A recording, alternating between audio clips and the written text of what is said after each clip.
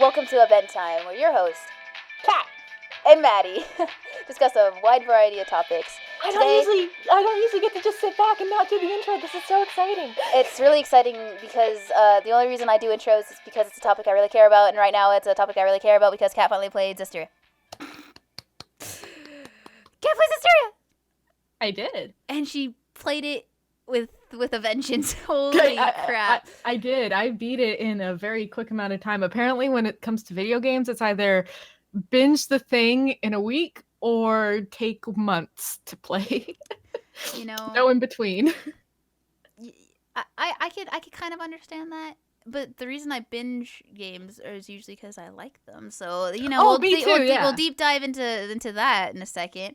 But yeah, one day, or one night, I think actually, I suddenly got this long message describing a thing, and I was like, I kind of zoned through it. Very vague describing. Just and to see if you catch on before I slipped it in the end. Yeah, she slipped it in the end, right? I missed it 'cause I'm a dumbass.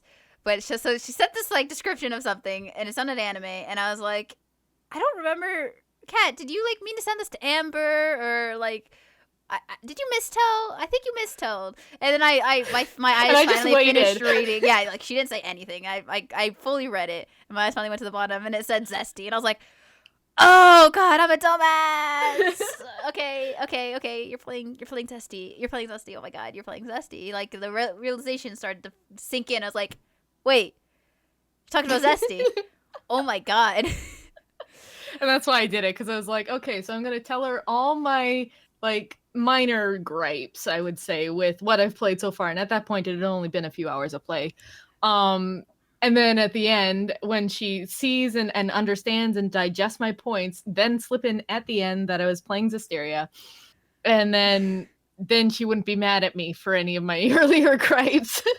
No, the thing is I know Zesteria has flaws. So every time you brought up one, as long as it was valid, I was like, yeah, that's a problem Zesty has, i.e., man, they made big maps just to the fact that show off we can make big maps. I'm like, yeah, especially that is the thing. In the early game, when you're in Alicia, oh my god, this map is just huge for the sake of being huge. There is no good reason for this map to be as big as it is. I just want to go to my grandpa's house. Yeah, it's big. But gonna quickly wind back. If it isn't very obvious, we're gonna probably spoil all of Zesteria. Yeah. Yeah, if you haven't played that, don't listen. Or if you really want to play Berseria and not play Zesteria at all, I guess listen so you could kind of get the story. I would still say don't listen and play the game, because I have a feeling that we're going to skip over some important things. And, I might bring them up because I know exactly what you need, but yeah, we'll see. Or watch the anime, because the anime is real good, by the way. Anyway, Kat, you sent me that text. I feel like you've been playing for 2 or 3 hours. Yeah, something like that. Let's say within your first 5 or so, you get out of Alicia. First impressions. What are you feeling? Why are you sending me to a town called Lady Lake? What a stupid name for... No, okay, my first impressions were... that was one of the first That was actually one of them, yeah. Because it was wow, that's a really stupid name for a town. I get you're going for the King Arthur thing, but, that's on the nose to a And you know what? It's still not as bad as Archaeozoic Big Hole. I know, right? So, got that running for them. Yeah, okay, fair point, touche. So yeah, my first impressions were that the map was too big. That I was going to be revisiting a bunch of stuff on this map because there were boulders in the way, and I knew that I was getting elemental powers eventually, and that's probably how I was going to clear the boulders.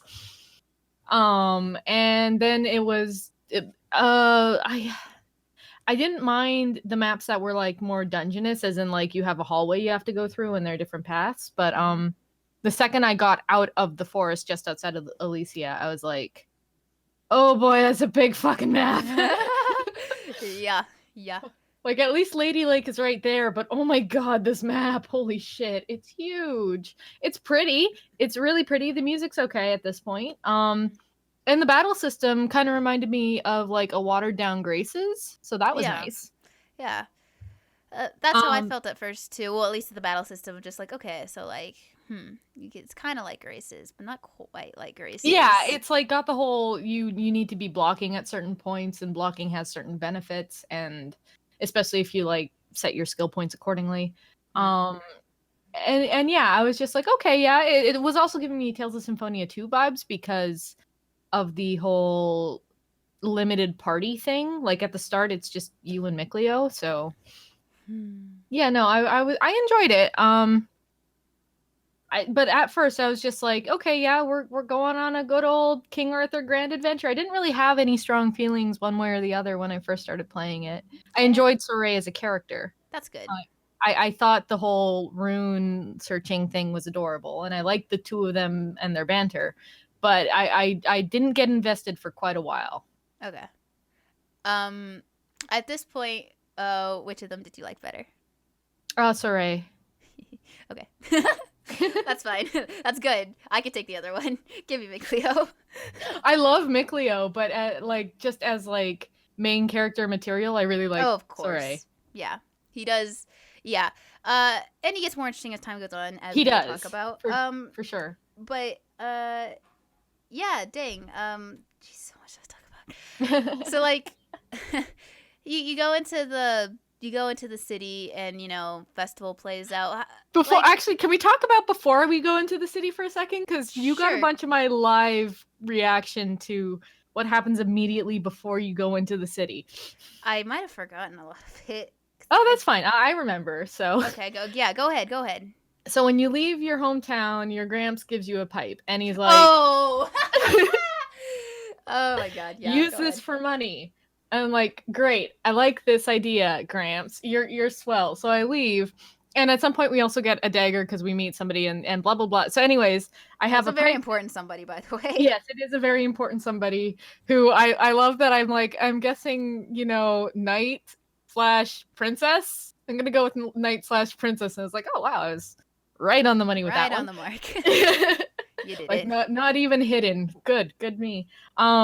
So I head to Lady Lake, and the way is blocked by merchants, and they're like, oh, that's a spiffy knife you have. Why don't you sell it to me for 1,000 gold? I'm like, first of all, that is a fucking ripoff character who's going to be in my party eventually.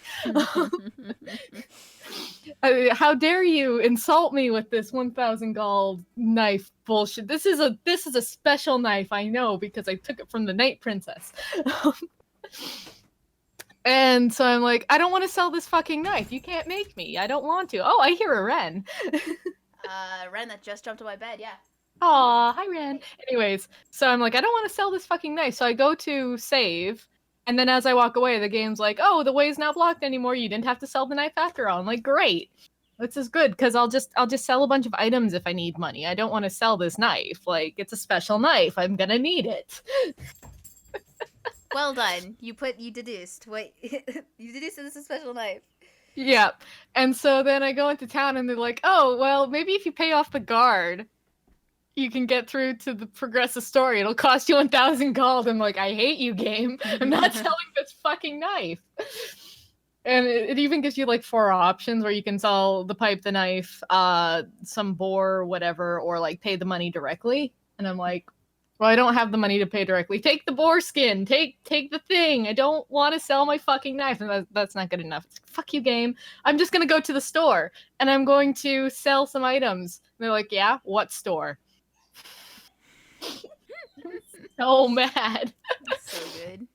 And like, apparently if you sell the pipe, you get like a bunch of extra items because the pipe is worth that much. But I did eventually sell the knife because I didn't want to sell Grandpa's pipe. It was his pipe. It was special. Spoiler alert, you get the pipe back if you sold it, but you get the knife back too, so it doesn't matter. Nothing matters. Because you need it for a dungeon. You do. But later, yeah, as things are starting to get a little more real. So. Yeah. Well, it's still pretty early on, but it is. Yeah. But the inciting event has happened. Yeah. Well, and I will say I really liked that in that first dungeon you had to figure out what the key was in your inventory, even though it's incredibly obvious. It was like, I wish the game had done more of that. It only happens the one time, and I really wish it had happened more because that was cool. But yeah. I also want I just want to quickly wind back and remind everyone that Alicia, who is the Night Princess, who is the Night Princess, most definitely walks in or finds herself in Soraya's village and sees a lonely young man alone who is shoving invisible people in her face. Well, and like there was So more than one funny. house in this area, and she's just like, nope, it's really only him. That's weird. Yeah. And And like, I don't remember if she says like she doesn't right out say, "Are you living with Seraphim?" Like I think she no, thinks it. Yeah, at the end, she's like, I feel like this is a place where Seraphim would live, or she says it like vaguely, like I wouldn't be surprised if Seraphim really were here. But at that point, she still didn't really believe. Yeah, it wasn't Yeah. completely obvious. It was still just Sora is just a bit of a screwball living alone in a very, very, Whoa. very, very large chunk of land. I really love.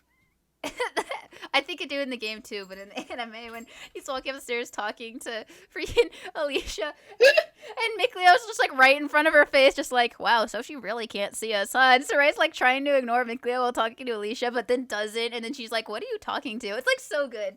Oh man. I love. I do love those moments where it's like, I can't talk to you while I'm around people. They'll think I'm weird. And then I'm going to proceed to talk to you in front of people and they think I'm weird. I love it. It's great. I need to I do replay. too. Fucking. I'm gonna. Okay. Sorry. I love them so much. But okay, moving the plot along. So we bribe the guard and we get in and we have the inciting incident. Yeah, we're gonna ignore the Hellion that attacks and then comes back and attacks again and all that Yeah, stuff. I mean, side plot. I want Sort to of. quickly mention it now before I forget later. They did drop the ball on the like major antagonists except for one. Anyways, we'll get to that later, but I wanted to put that down now. Sure. Yeah, and the inciting man, I love this inciting event because this is when I got fully invested. Because one, it was sick. Oh yeah, no, it was well done. Really well done. And then two, there was a sick scene right after it. I was like, yes, give me that sick scene. Yeah, no, sick scenes are good. More games need them. Just putting that one out there. If it isn't clear, Kat and I really like sick scenes. Yeah, they're good. They're good. They're usually almost far as too good short. as glasses, but yeah. Anyways, which you did put on Soraya eventually. And Mikleo and other male character in my party. Yes. Who I definitely I think you knew it at that point, but I definitely let that slip a lot earlier than I meant to. I said it. I said it before you did. Okay, good. I have seen far too much fan art of that character. Yeah, so that's the bummer. I assumed he was a party member far earlier than the game said it. He has a sick theme, I will say that. Oh my god, I probably love my his favorite. Theme so much. I will start going off because I think I brought that up to you. It's like that character is such a good theme, dude. Even when he's personaing himself, he has a very sick theme. And the best part is it's used in the other game in the best way ever. Anyway, yeah. So inciting event happens. Bumpita, Soraya becomes the shepherd. Yay! Doing very Soraya things, i.e., she's like, no, don't do it. Like you like sacrifice like everything and like all this stuff, and he's just like, so what's your name? Let me tell you mine and my goal.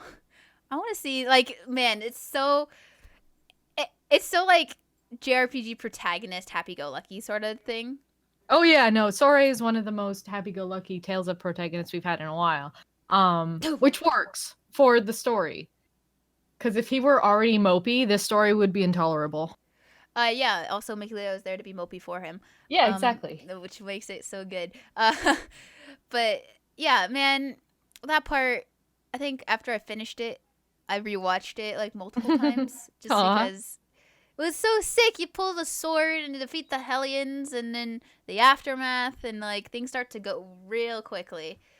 We should clarify that Hellions are specifically enemies that can't be seen by normal people, at least not in their real form, and cannot be hurt by anyone other than the shepherd with the purifying power. So that's what makes him need to become the shepherd at that point. Hellions are they're not demons anymore. They're now Hellions.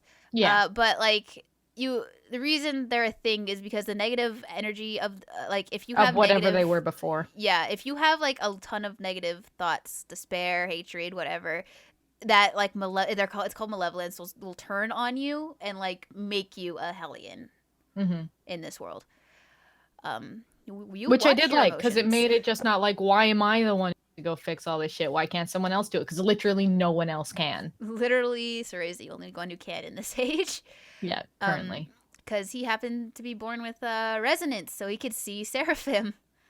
I think also being raised by them helped. Oh, 100%. We'll also get into that later. Yeah.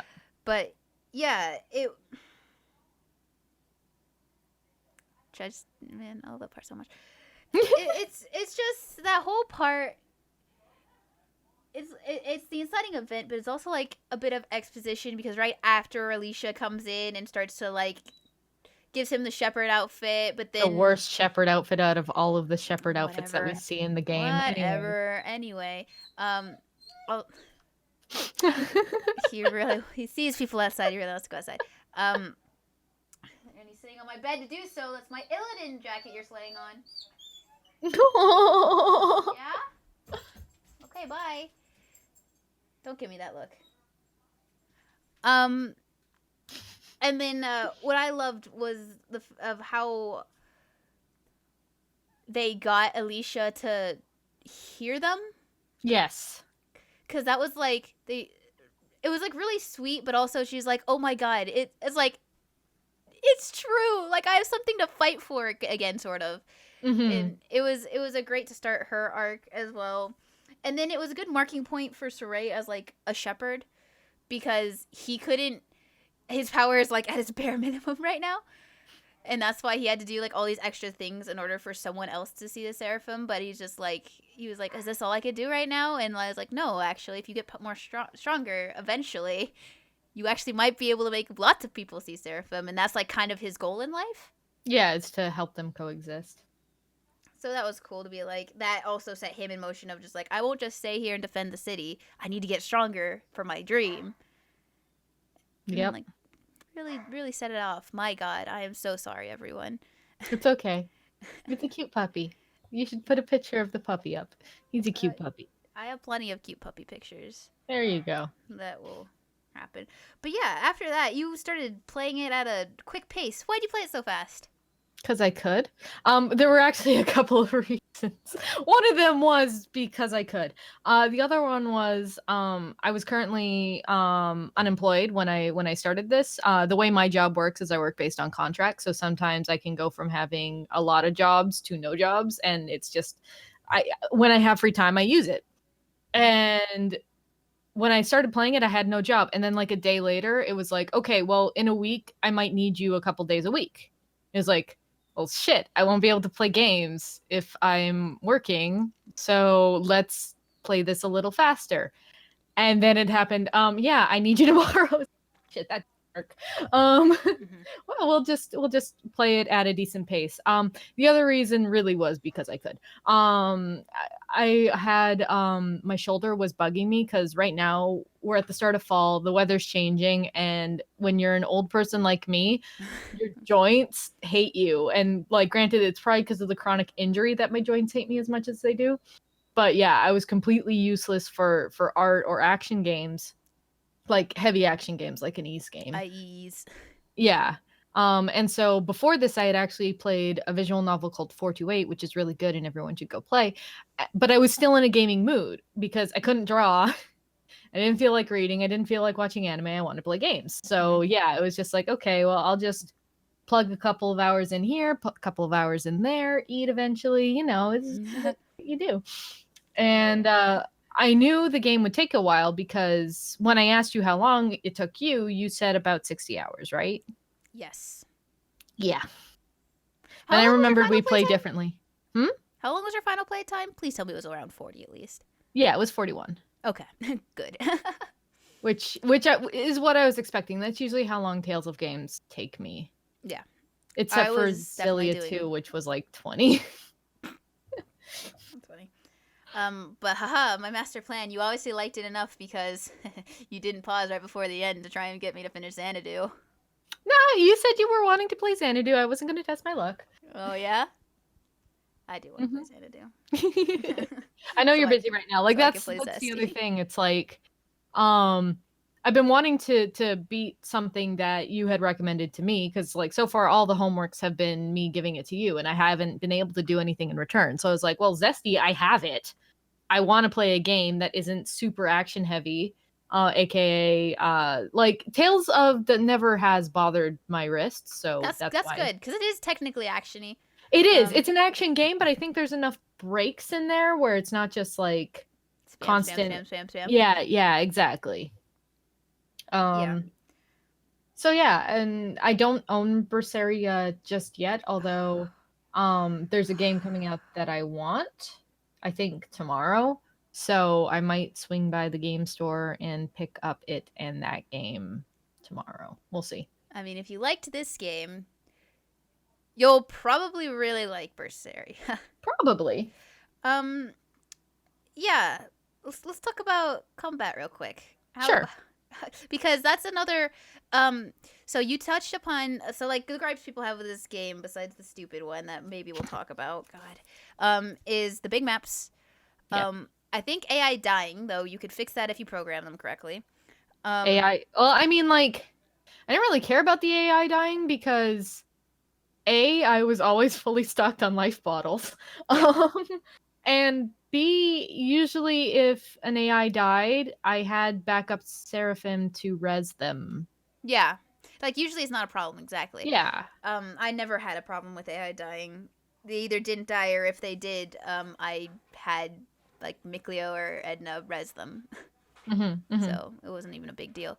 Oh my god, my dog. It's I was the big maps. Okay, AI dying. Thing we're not gonna talk about yet, and then combat. Some people didn't like armatization. I didn't like or dislike armatization, to be fair. I thought it was a neat tool to use in a pinch, but I didn't use it as nearly as much as you described using it. Yeah. It was definitely more of a, like, I auto armatize far more than I armatize myself. You auto armatize? Oh my god.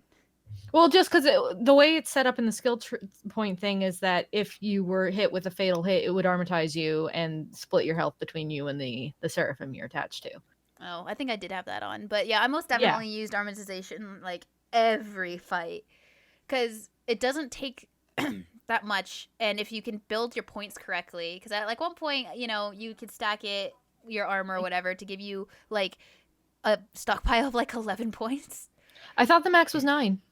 Maybe the max is 9, and maybe I'm thinking of graces, but like there was a point where I had just like a ton of points, so I just like armatize, hit things, and by the time I was done armatizing, I had reset, like I got the point back. Right. For me, the max I ever got was 6, but I had all my skill points set in a way where when I guarded, I got BP. When I did certain things, right, I got BP. So, or yeah, that's what it was called, right? BP. I think it was called BP. Yeah, so I had the way I built the game to work was that if I didn't play recklessly, I almost always had full or close to full BP. Like I used fuck, what are they called when you have the super special attacks? I keep Mystic Arts. I was like, I keep wanting to call it an ass craft, but that's the wrong game. It sounded like you said ass craft instead of S craft. Asscraft, it's the same thing. But yeah, the Mystic Arts, I use those a lot. I tried to use them when I was armatized, but half the time I found it wouldn't trigger, and I'm like, why are you not triggering? That's really weird. I did the thing. I most definitely, as soon as I got armatization S-crafts, I definitely never used Syringe or like any basic S-craft ever again, because they're so good. You don't know how many times I used I don't know what it's called. It might have been called Aqua Flare or something. Mikleo's S-craft. Mikleo's armatized S-craft. I would always use that, and then because the two Seraphs I'd fuse with most is Mikleo and Lila. Okay. I'd only fuse with the others if I really needed that element. Sorry, go ahead. I was just gonna say I wasn't good with. I was all right with Edna's playstyle because it was kind of very defensive and like in their face as a Seraphim, but I wasn't really good at Dazzles. Yeah, it was. I used all of them pretty much equally. I think my favorite was Dazzles because I don't know. I liked the fact that it worked both as long range and close, and it was quick. Micleo, I liked because I could stay the fuck away from everything and just be like pew pew Micleo's the pew. archer, of course. He was Yeah. also Micleo, but yeah, of course I loved him the most. Lila's was nice. I liked Big it Thord. when I was in like dangerous encounters. I would almost always armatize with her because of her sweeping attacks. Big Thord. Yeah, and because of the way I had Edna built, her attack was insane. So I had this extremely defensive, extremely powerful character. Yeah. And so I was like, yeah, I armatized with her a lot, especially when I was in a tough situation because it was just like, yeah, I need everything to die now and also not take any damage. Yeah. I actually got a skill late in the game where it was like anything under 400 doesn't even count. I'm like, this is a broken skill. I like it. Did you switch your Seraphim pairing on the fly? Yes. Okay. Yes.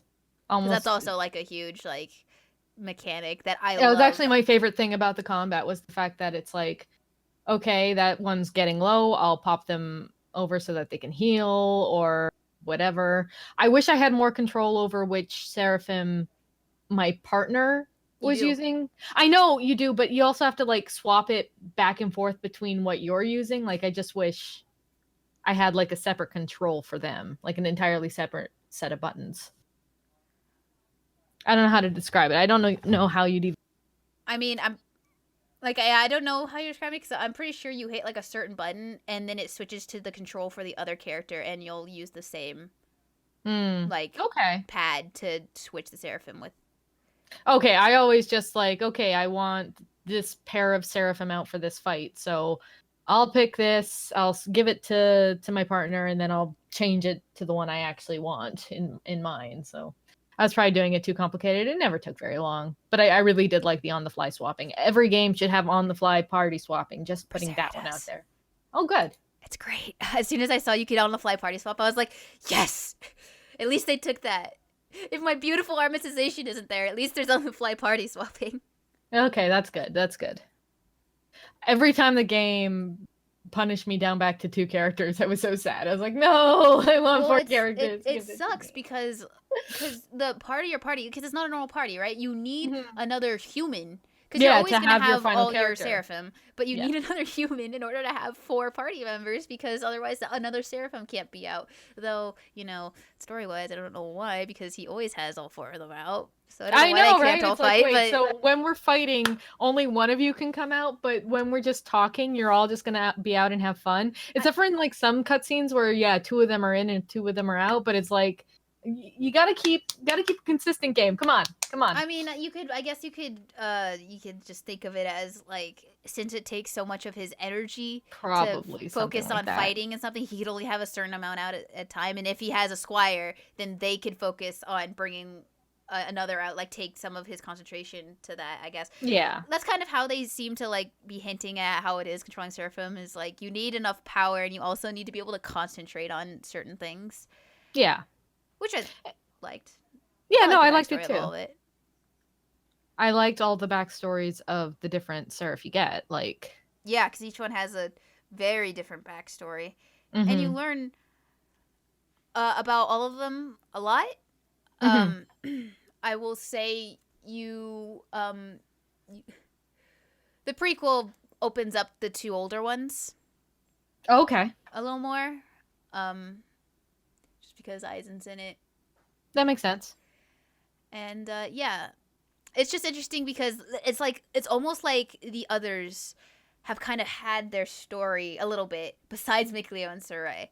Yes. So it's like this is their story and these guys are along to advise and help. And I liked that. I do find it funny though that like there's a skit quite late in the game where Micleo asks why Edna uses an umbrella as a weapon. Yeah, and then she's like, oh, it's a focusing power. Didn't you know about all this? Yeah, it's like well, because the weak element under me is water, so using something that is affixed to water makes me stronger. And you're a dummy, and you're using earth when you should be using fire. I don't remember. Yeah. It was something weird like that, and I was like, that's funny. And it's like, okay, so wait, you trained in a town for one purpose, essentially. You didn't know what your purpose was, but they did. and they never thought to tell you that. It might have been. Okay. It just might have been because of his mom slightly. Yeah, no, that could be. That would make sense.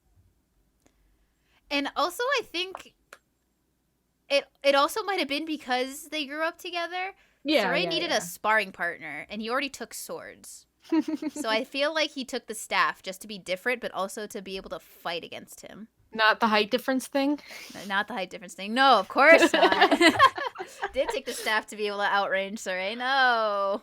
I will say the skits in this game are probably some of my favorite of the entire series. They were so well animated and so just I loved it. It was so good. You know, I probably can't say this enough, but I'm gonna say it again. Berseria just gets better. Really? Awesome. Yes, cool. It's a miracle, but it's so good. Oh my god, Berseria's skits are so good. Anyway, and like I'm not even saying good as in they're funny. There's some funny ones, but that game is also dark. And the way they utilize skits is also in between, like, while story moments are happening. So, say you're running down a hall because you hear a noise, and you'll be running down a hall, and suddenly you'll have a skit just activate and start, like, playing out, like, what they're saying in between, rather than just voice lines as you're just blankly running down a hallway playing. Right. It'll do a skit that's, like, very animated the way Zesty is, but, like, slightly better because it has, like, backgrounds and more movement and stuff. It's hard to describe, but it's good. I will say one thing I didn't like about the skits was that most of them you have to trigger at save points. Yes, Berseria gets rid of that. Every other game, it's you just walk around in the world. It's like, oh, here's a skit. Click. Yeah, you have to trigger them sleeping at an inn. Yeah, I hated that too. It was like, considering I very rarely sleep at inns. Yeah, I never slept at inns. I did just to get through some of the skits, but it was like, oh my god, like this, whoever decided this instead of like just walking through the world, they need a hand slap. Yeah. That and the person who designed the water trial, but we're not there yet, are we? I mean, yeah. Oh, the water trial. I'm probably not gonna go through this beat by beat because no, but far too long, and I was trying to get broad overviews, but yeah. So there's a point in the story where you have to go through trials. Yeah. One for each element. And they all have amazing music. You almost forgot this. You're lucky that I was outside. Arson came in. Wow, that was fast. Did you just drop Arson? No. Did you just drop Arson? You just did it again! Yes. Oh. Get over it. Why are you doing a podcast on Thursday? Because we couldn't do it Tuesday. You have like such a huge backlog though. You can't pre-order it anymore? I can only pre-order one. Pre-order 2 is not available. I'm in the middle of recording, Nick. God, I don't do this to you. Hi, Nick. Your cat says hi. Your dog's crazy and he was chewing a bunch of wires. By the way. Well, that's good. My dog is the trickster after all. All right. Okay, I need to finish recording. Oh, keep recording when Nick's standing there. Where were we? We were talking about trials. And how the music is great. Yeah, the trials is really where the music just starts to take off. Like, unfortunately, I feel like the trials music was designed for a different game, and that game was just like merged into this game. But the music is amazing, so I'll forgive it, the not fitting in with the rest of the sound. I don't care. Yeah, no, that's fair. Still thought it fit every trial very well. It fit every trial very well. It doesn't fit the game very well, is what I'm saying. That's fine. But and so I'm gonna quickly go over my impression of each trial. Yeah, go ahead. So fire trial, pretty easy, pretty standard. It was like, okay, yeah, do this, fill that, whatever. It's good. I have a Go ahead. Okay. Sorry, I was trying to think of the word. I got stuck on the part where you had to light the things in a certain order because when she I looked did down, I was like, I was not looking at the marks on the floor. I just was glancing. It didn't register until Nick was like, dude, there are markings on the floor. I was like, oh, fuck. God, I feel like an idiot. For me, it was like I was running around and like, there has to be something denoting what order to do this in. It doesn't make sense to just like not give me a thing. And then I looked down at the marks. I'm like, oh, fuck that. That's what's telling me to gotcha. Okay. And then when it's like you have to do it facing a certain side in a certain order, That one tripped me up at first because I'm like, I don't see any mark. Oh, wait, there it is. Okay, I get how. Yeah, see, that one I figured out because I was like, oh, I know your tricks Yeah, now. no, yeah. But yeah, that one, yeah, not a difficult dungeon at all, really, and And the music is rocking. the music is really good. I will also want to call out during like trials and certain points in the game. The dungeon music will not break for battles, which I thought which is is really so good design. Like, I really, really enjoyed that aspect of the game. So yeah, fire trial, not too long, just went through it. It was good. Water trial. Mm-hmm. So I first step into the water trial and I go, wow, the music's really pretty here. I think I might like it more than the fire trial. That doesn't change. Music is still very pretty and still It really is. good. It is, but that trial is it's whoever designed that trial should rethink their job because it wasn't well designed. It's fine. I'm sure it was fine. No. It's poorly designed. It's not fun to play, and I got all the way to the end, and then I didn't see a thing that would send me all the way back to the beginning. And I took a step forward, and I got sent all the way back to the beginning, and I was this close to throwing my controller. I mean, you don't need to really be vague about it. The main mechanic of that dungeon is you can't get seen by eyes placed around the room using Miklio's special ability, but, like, they're everywhere. And if you get touched by one or get seen by one, you get ported back to the beginning of the dungeon, and it's maddening. It's infuriating. Like, I think game mechanics should be put in place to be fun, and that wasn't fun. That was irritating. Or I think had it sent you back to the last warp point you touched, I might have forgived it. Like that's the thing. There are warp points in a couple of places throughout that dungeon, so it's not too punishing. But at the same time, oh my god, I was mad. Yeah, I loved walking up or like suddenly seeing a text saying like, "I am so angry at this trial right now," and I was just like, "Let me give a guess, Miklio's trial." She's just like all caps, ding, ding, ding. It's like, yep. Because that's the thing. I wanted to be vague whenever I was talking about a negative, so it was like just to see what you would come up with, and it was like, yeah. So anyways, I know. Oh yeah, I know you know. I know you know this game isn't perfect. It's just Oh, I also know just most of the beats that people freak out over. It's just like because I freaked out over that one too. Of course. Because god damn that. Oh man, the worst thing was I figured it out. Like I was going through it, but suddenly I just got stuck and I couldn't. And, like, even the guide I went made sense. Because I was like, that's not there. And then I looked really closely after an hour of wandering around. And I was like, oh, my God, there's a break right there. And I didn't see it this whole time. I hate everything. Aww. What kills me is that some of the rooms were like, oh, look, you have to do this really complicated puzzle to get that chest. It's like, or I could ignore the chest and just move on with my life. And that's what I did. Because I was already annoyed enough with this fucking dungeon. Leave no chest behind. Nope. Rip chest, don't care. It's probably just gonna give me food anyways. So the next trial was Earth. And apparently I broke it. The trial she broke. So that mechanic of that trial is you have to chase this Minotaur around until you corner him finally in like this end room. So Kat just skipped that and like used the Miklio hide thing and just went behind him and was just like, boo, hit ya. And then you fought it and won and then just walked out. And there's like this whole cutscene that's supposed to play and apparently you never got it. I got a cutscene with Edna and all them, but it was like, yeah. I don't know. The mechanic was being said like, oh yeah, well it's spooked, so you're gonna have to sneak up on it. I'm like, well, I just spent an entire fucking hour doing Miklio's dungeon where you have to sneak around, so I guess I'll use Miklio's power again, and it worked. And like you were like, oh, but you have to do things in a certain order, or like blah blah blah. I'm like, no, I just walked up to him and hit him with my sword a bunch, and then it was over. I spent fucking an hour and a half in that dungeon, and I'm angry at you. I think I spent like 20 minutes, because that one I did go and get all the chests, because like I didn't have to worry. I was already done the main thing, right? So, but yeah, apparently that's not how you're, like, that is how you're supposed to catch the Minotaur, is with that ability, but not where I did it. Which was literally, you scare him off right at the start, and it was the next room. And I'm like, okay. I was expecting my bubble to wear off, like, before I got to him and for him to get spooked that way. But yeah, that was funny. Yeah. I was, and the entire time, I'm like, this is too easy. Like, this is just way too easy. I This is too easy. And you're like, yeah, because you broke it. Yeah, because that was not how that dungeon was supposed to go. But okay, fine, whatever. I don't even care. Mm-hmm. And then was the wind trial, which wasn't too hard either. It was just like, hit switches that make sense to hit. Go up. Yeah, fun part about that one for me is I got to almost the end and then got ambushed and died because harpies are a bitch and then I start all over. And I was like, oh, well, fuck you.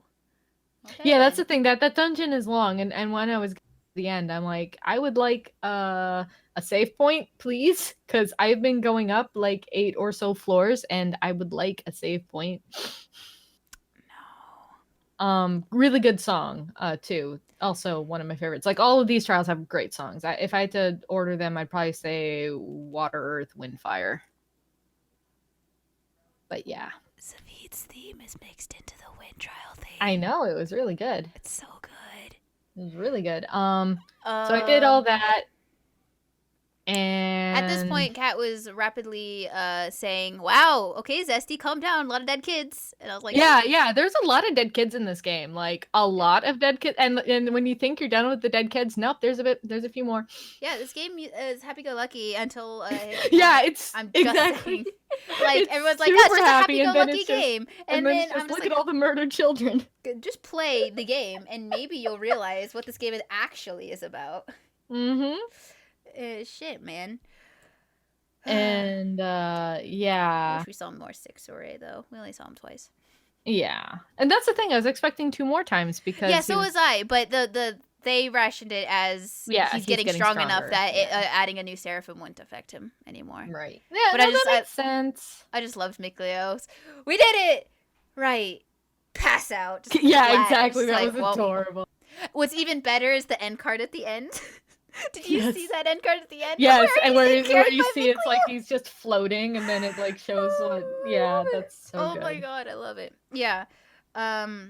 Sorry, we started to win trials. I was just gonna quickly, because we basically skipped Alicia leaving because she doesn't have enough resonance because she sucks.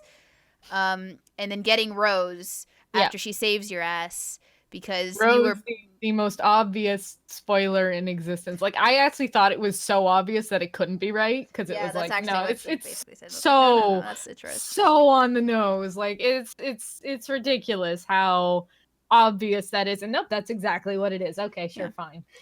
So like yeah, you knew it was Rose at the beginning. You also know she's a character because freaking she's on like every piece of cover art ever.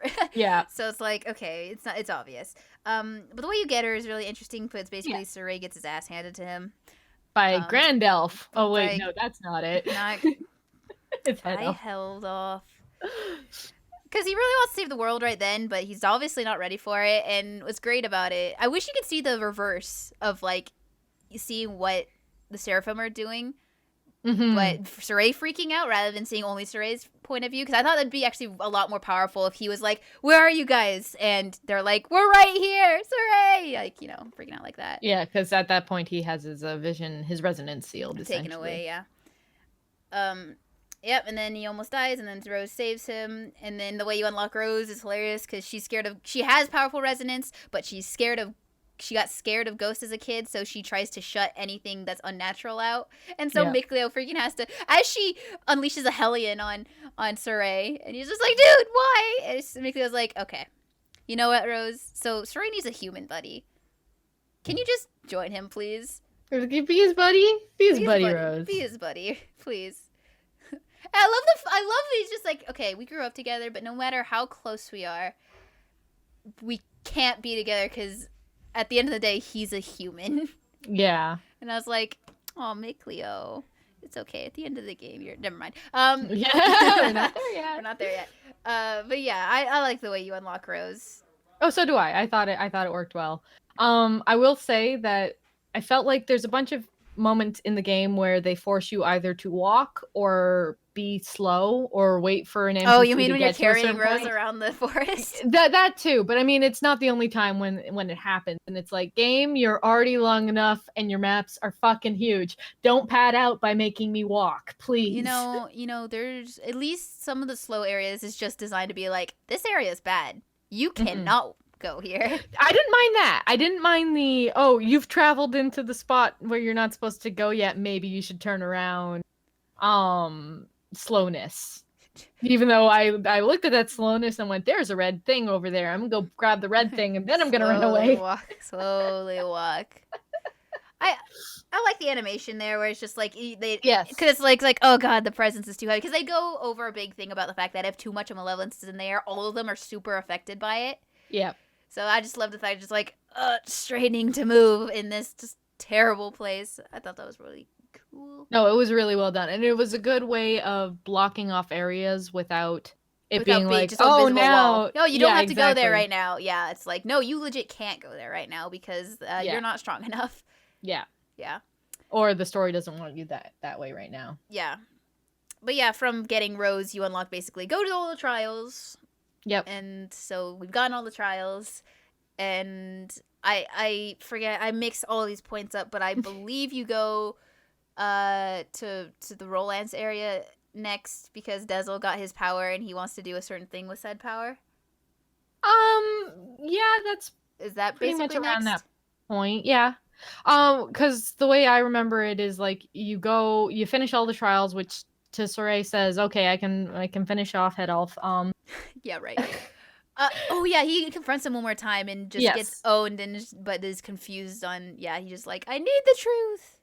Yeah, and at that point he's asked to join the big bad, and also at that point things start happening at other places, and so you split the party.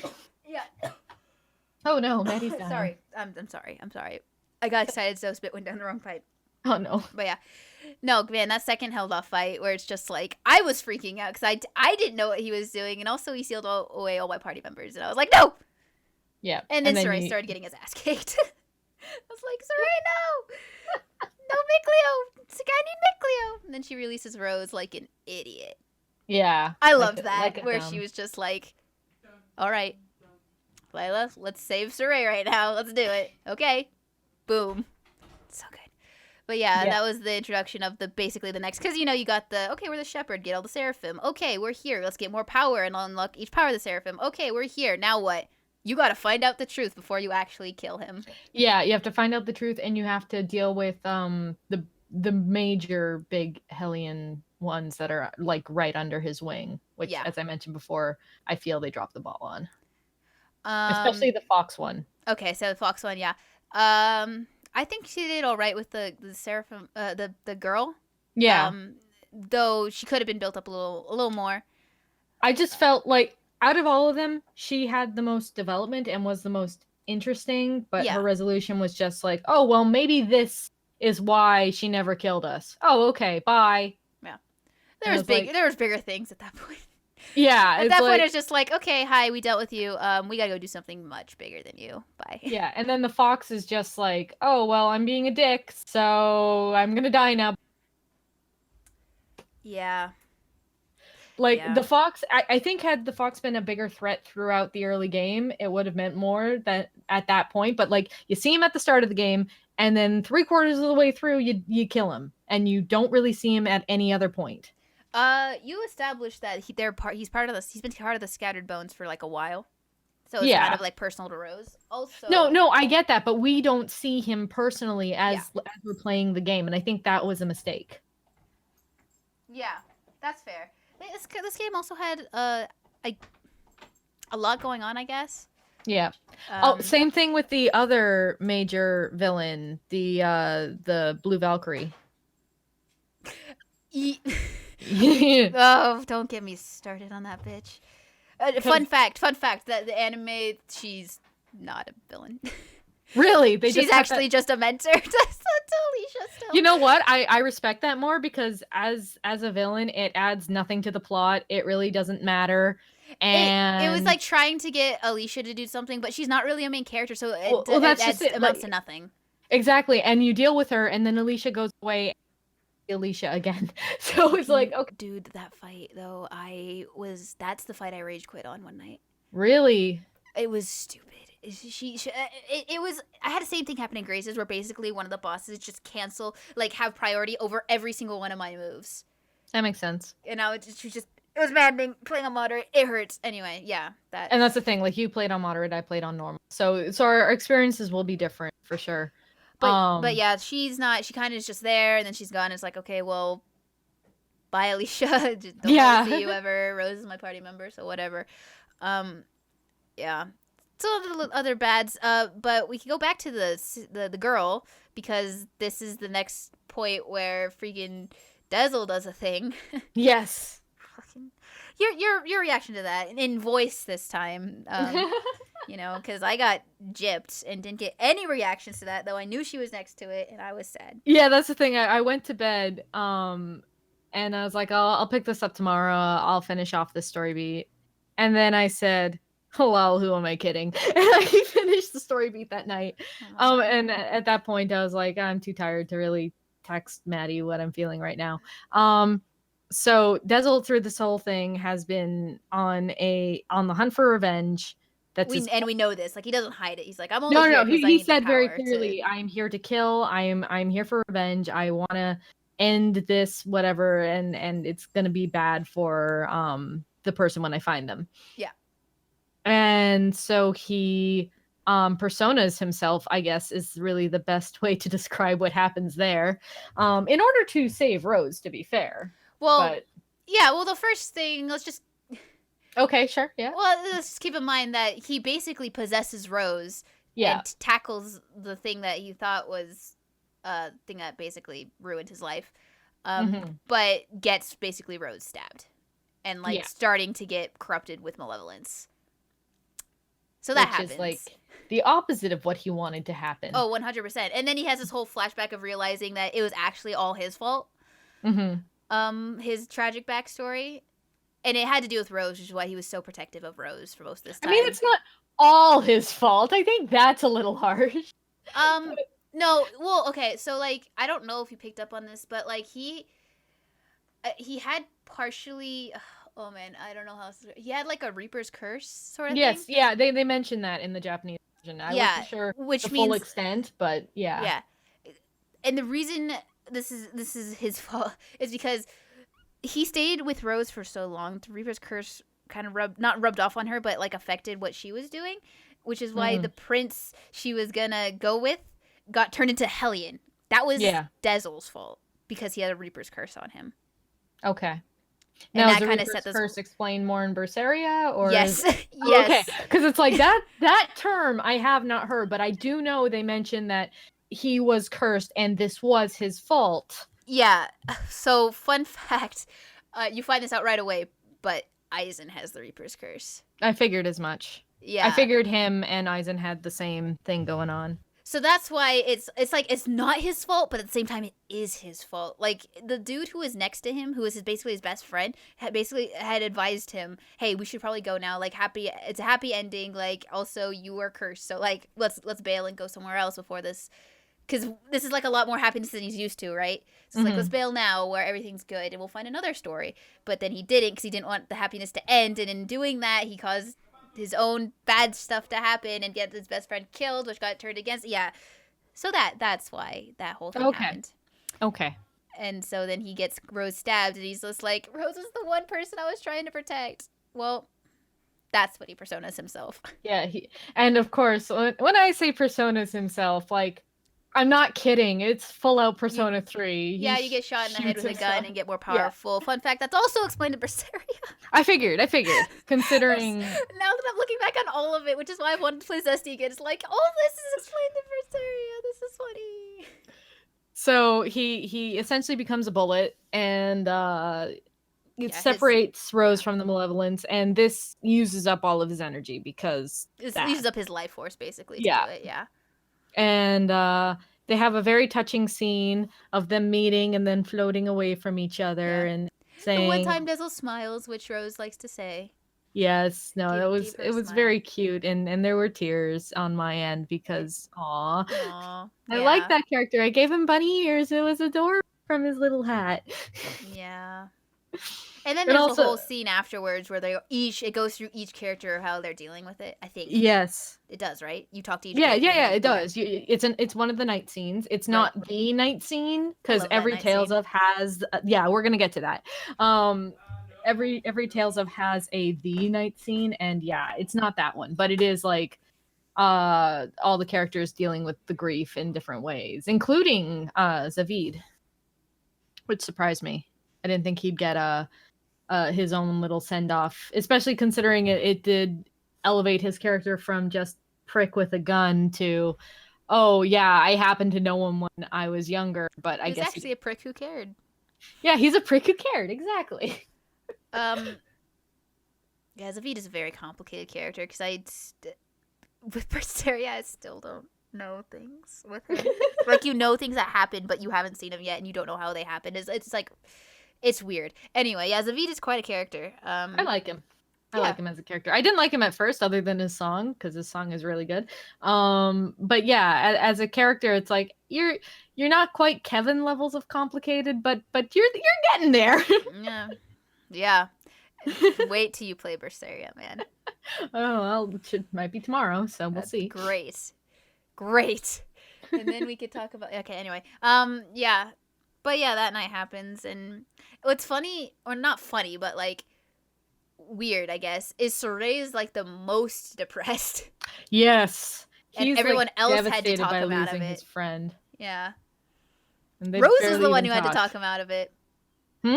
Rose was the one who had to talk him out of it by basically being like, "What the hell are you doing? Dezel said you were not allowed to act like this." Yep. And he's just like, "Oh, okay." No, I Alright, really then. I liked Rose's send off, and no, it was good. I think my favorite of the batch was actually Lila with the paper crane, the Yeah, flying. the paper crane was good. Yeah, no, that was very sweet. And I was like, "Aw, game, you're making me more sad." Okay, why?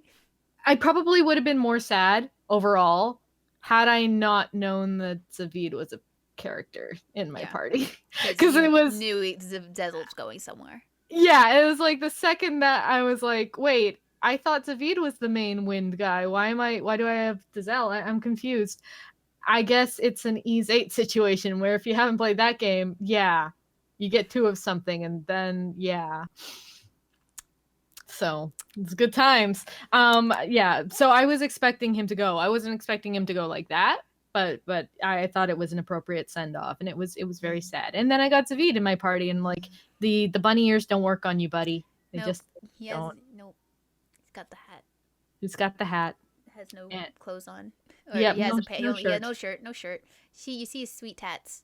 I mean, you can put him in Dezel's outfit, but No, don't do that. it doesn't look good. It looks No, like no, it doesn't fit him right. Yeah, yeah. On that note, I know this isn't the episode where we're going to talk about cosmetics, but I did change pretty much everyone's cosmetics. I'm glad you enjoyed the cosmetics, Kat. I did. There were alt colors and rose corsages and lazy cats and elf ears. 2 characters got elf ears. Guess which 2? You'll never guess. Saray? Yeah, and Mikleo? yeah. Wow. Okay. And then of course they both got glasses. Go with and, the glasses. You know what? That's fine. Whatever. and I didn't like Soray's alt, or not Soray's alt color. I liked Soray's alt color far more than I liked his normal color. I didn't like Mikleo's alt color. But everyone else's alt color was pretty good.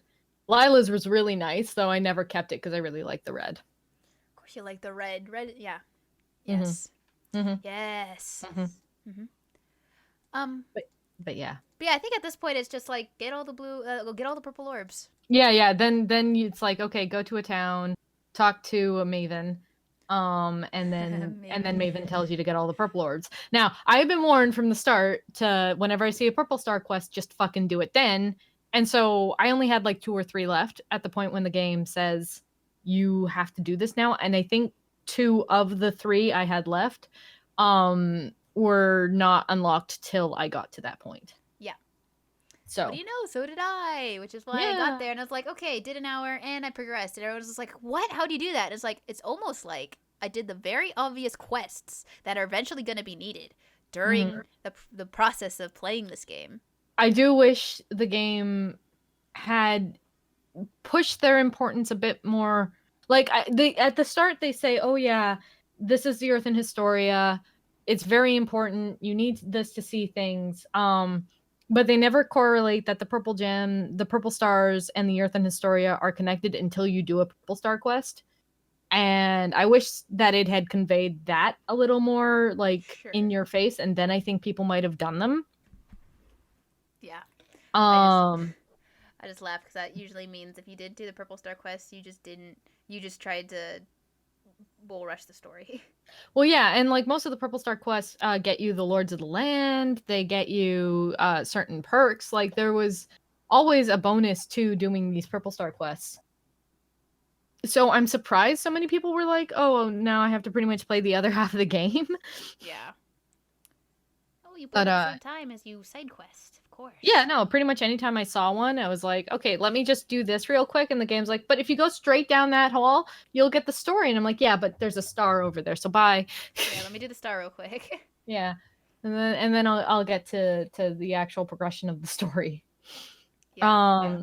So yeah, you get to the purple star quest, and before we were talking, and you had mentioned that the gems tell the story of one seraph, and I want to tell you that is incorrect.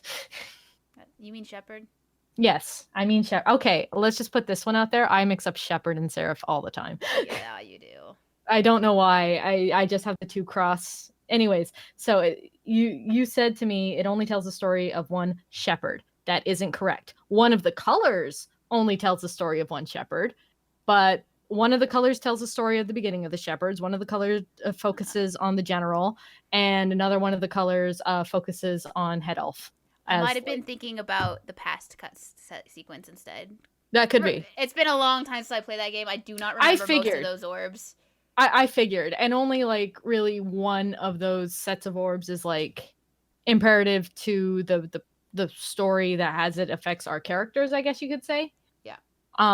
But yeah, it was like I was pretty sure you were wrong at the time, so I didn't correct. It gives you the opportunity to watch all the orbs in their respective color order versus the out of order way you find them through the game. And I'm like, yeah, okay, I was right. Good. Glad I figured that one out. That's good. And yeah, I'm kind of wishing I hadn't found out. Like, I found the one with Miklio's mom really early. And I was damn. Like, yeah. Damn. That's what I said. I was that like, sucks. Hi, Miklio's mom, who obviously looks like Miklio. Yeah. Even down to the circlet, like. Though, to be fair, you rarely see a circlet in the game. I know. But I knew he had a circlet because, again, fan art. God damn this fan art I shit. know, right? I hate it. I unfortunately follow a bunch of people who really like Zesteria. And so I've... I know why they like Zesteria, too. Yeah, unfortunately, you are correct in the reason. But anyways, so yeah, that's part of the reason why I knew what was, right. I knew what was up with Miklio. Not only had I seen that, I had seen the major end game, so I knew that was coming second a certain scene happened. I'm like, ah, shit, that would have been nice to see. Fresh, without being. It was very nice to see Fresh because I was crying. Aww. I was like, anyway, the ending of the anime is so much better. Oh, really? Yes. Oh, I'll have to check out the anime instead eventually. of just a silhouette, you get like them talking and fusing and stuff. That sounds wonderful. It's so good. Anyways, gotta deep breath, Maddie. Deep breath. We're still talking about the game. So you get all the orbs. You get a really hard fight with Maven. That's right. You have to beat Maven first before you do it, don't you? Yeah, and then he tells you, kill one of your friends to beat me, and then he dies without you killing one of your friends. I was like, good, I didn't want to lose anyone just yet. You watched the past before that fight. Yeah. Okay. Well, the past is kind of an important point to talk about. Okay. Unless you don't want to. Do you not want to? We can. No, we can. We can talk about the past where everyone's like, wow, it's really obviously who Cleo's mom is. Jeez. That's like it isn't super fucking obvious. You only know because you saw a bunch of shit. Mm-hmm. But even when the characters are going, oh shit, that's really, really apparent. Yeah, that wasn't the This part can I only cared end about. well. What? Well, that wasn't the part I cared about, right? I didn't care that like Chloe's mom was Nicole's No. mom, right? I care You more about cared the about fact, the fact that the shepherd, the Mhm. ex-shepherd, Yeah. ex-shepherd, took Micleo Yeah, and and sacked fucking him. sacrificed him. And I'm like, "Oh, that's what Micleo is? Oh my god! And then Soray's just a preborn baby. Yeah. Which actually surprised me. I thought he was gonna have a bit more connection to the previous Seraph. Nope. He's the okay. So wait. Let me just get this straight. Micleo is the shepherd's nephew. Yes, his sister's son. Yeah. Right. Exactly. And then Soraya was just friends A of random the sister. preemie, yeah. Who was all wrapped up nice in a cloth, perfect for the Thunder Seraph to poop up. To be like, here, let me save Soraya. Boop. Okay, and let me make this dead child a seraphim. Boop. Yep. Okay. And I'm gonna raise. He just says it. He's just like, I'm gonna raise them to be shepherd and sublord. And everyone's just like, what? Yeah. Do that? And he's just like, yeah. And so Soraya and Micleo was sitting there watching and be like, wow, we really didn't have our destiny in our own hands, did we? Nope. I thought actually Soraya was going to be a bit more affected by that particular news because, like, at first it was, I'm going to set out on my journey and live my life. And now it's like, well, nope, this was planned for me from the start. This okay. was planned from the beginning. I mean, yeah. I'm glad it didn't because he doesn't need to be any more mopey. He's gone through enough at this point in the story. Yeah, at this point he's kind of mopey. Like, he's not super mopey, but he's like... He's gone through some shit. He's gone through some shit, right? Lila warned him at the very beginning, and he knew it. And he's also like a god shepherd and is able to deal with it all. But, you know, he's still just like, how do I fix this? And in his realization of how he fixes it, he's just like, well, okay. So he's no longer that happy-go-lucky kid at the beginning. He's just like, I have the weight of the world on my shoulders. But he's still trying to act like the happy-go-lucky kid. Yeah. And it was like, oh, baby, you can I rely know, on your so friends. Precious. And Micleo's like trying to like... Okay, that goes into the night cutscene. We'll wait for that. Well, we're gonna get there pretty quick. But... Yeah, pretty quick. But yeah, the whole past sequence, I was also like younger than I was now, so not all of it was processing in my brain. I was just trying to like think of what was happening. Like I was like so confused, but now that I know everything, it's just like, wow, okay, that backstory just got hella deep. Yeah. And yeah. I'm sure Soraya wasn't upset about this whole fact because he still made this, like, he wasn't told go into the world. No, he still made this that choice decision on his own. Yeah. He was raised to do this, right? But he still became his own person. Yeah. And sure, he might have started liking all this stuff because his grandpa maybe didn't force him, but like, you know, put the tools in front of him and he ended up like that. But he still made the decisions and he still, I'm sure he doesn't regret what he's done because he's... Which is made why the world a better place. Get all mopey about like, oh well, this was just all pushed on me before I was born. Like I never had a choice in this. Because no, he did. But yeah. Yeah. No, he was more like, well, this is where it all started, huh? Yep. Well, Micleo, let's end it together. Yep. Let's go fight Grand Elf. I mean Head Elf. I mean. God damn it, Cat. God damn it. Who at this point has been revealed to be the one cursed by the previous shepherd. Yeah. Through the use of sacrificing Micleo. Yeah. So it's all tied up. Oh my god. And I kind of liked what was the skit recently or something. I don't even know if it might have been in the cutscene or a skit later, but I like Micleo or Edna being like, "It's okay, Meebo, it's okay to cry," and he's like, "I'm not gonna cry." Yeah, that's a skit. You like that's a skit, but he's like, he's not gonna cry, right? But he's still like more like downcast, like he's trying to think through it all still, because he says one line of just like, well, I was the sacrifice, like he's just like realizing that he was a human kid and got killed. Yep. And that's like a little bit to take in. Curse another being who, like, okay, that's horrific and all, but the way Head Elf acts is not the way somebody who's been cursed not to die for 16 years would act. That's somebody who's cursed not to die for 100+ years would act, in my opinion. Probably. Though I guess if you lose everything, I don't know. Yeah, you yeah, might no, I become think he gets evil. driven mad because of like everything. He gets driven mad because his family dies. He Yeah. gets his whole country starts to hate him because he's Mhm. cursed just to be and like he has nothing left. So it just I think he just gets driven insane. Oh yeah, for sure. But that all happens. So then they understand the truth of what happens, which was the goal. And then you kill Maven because his taboo wore off because he showed people the past. You try to kill Maven. He says, "Why don't you shoot one of your friends?" and then promptly dies before that. Well, yeah, he's trying to get because he's like the only way to win is to do this, and he's trying to be like, if you don't have the willpower to kill someone to when your friends aren't gonna die, you're not gonna be able to do this when it matters, right? And so finally, that happens, and he does it, and he's like, I'm gonna be fine. Oh, just kidding, no, I'm not, because the taboo wore off because I let you. Well, he's not allowed to. Show the exactly. past, One of the he things had that to. he did a decent job explaining was that there are taboos in this world where certain people make certain deals or oaths, wherein if certain conditions are met, they can live forever or they can live with a specific power. Yeah. But if you break it, then you lose that. You lose what you got. Yeah, you lose the blessing. So in Maven's case, it was his eternal. It was his immortality. Yep. But then he's like, you know what, kid? We're here to save the world. You go out there and get him. Blah. And it's like, Sarai's just like, I've dealt with so much shit. Now I just killed an innocent man. Yep. Poor baby. I do like that there's a quest that you get shortly after that where you find out about the Maven name and whatever. What does it tell you?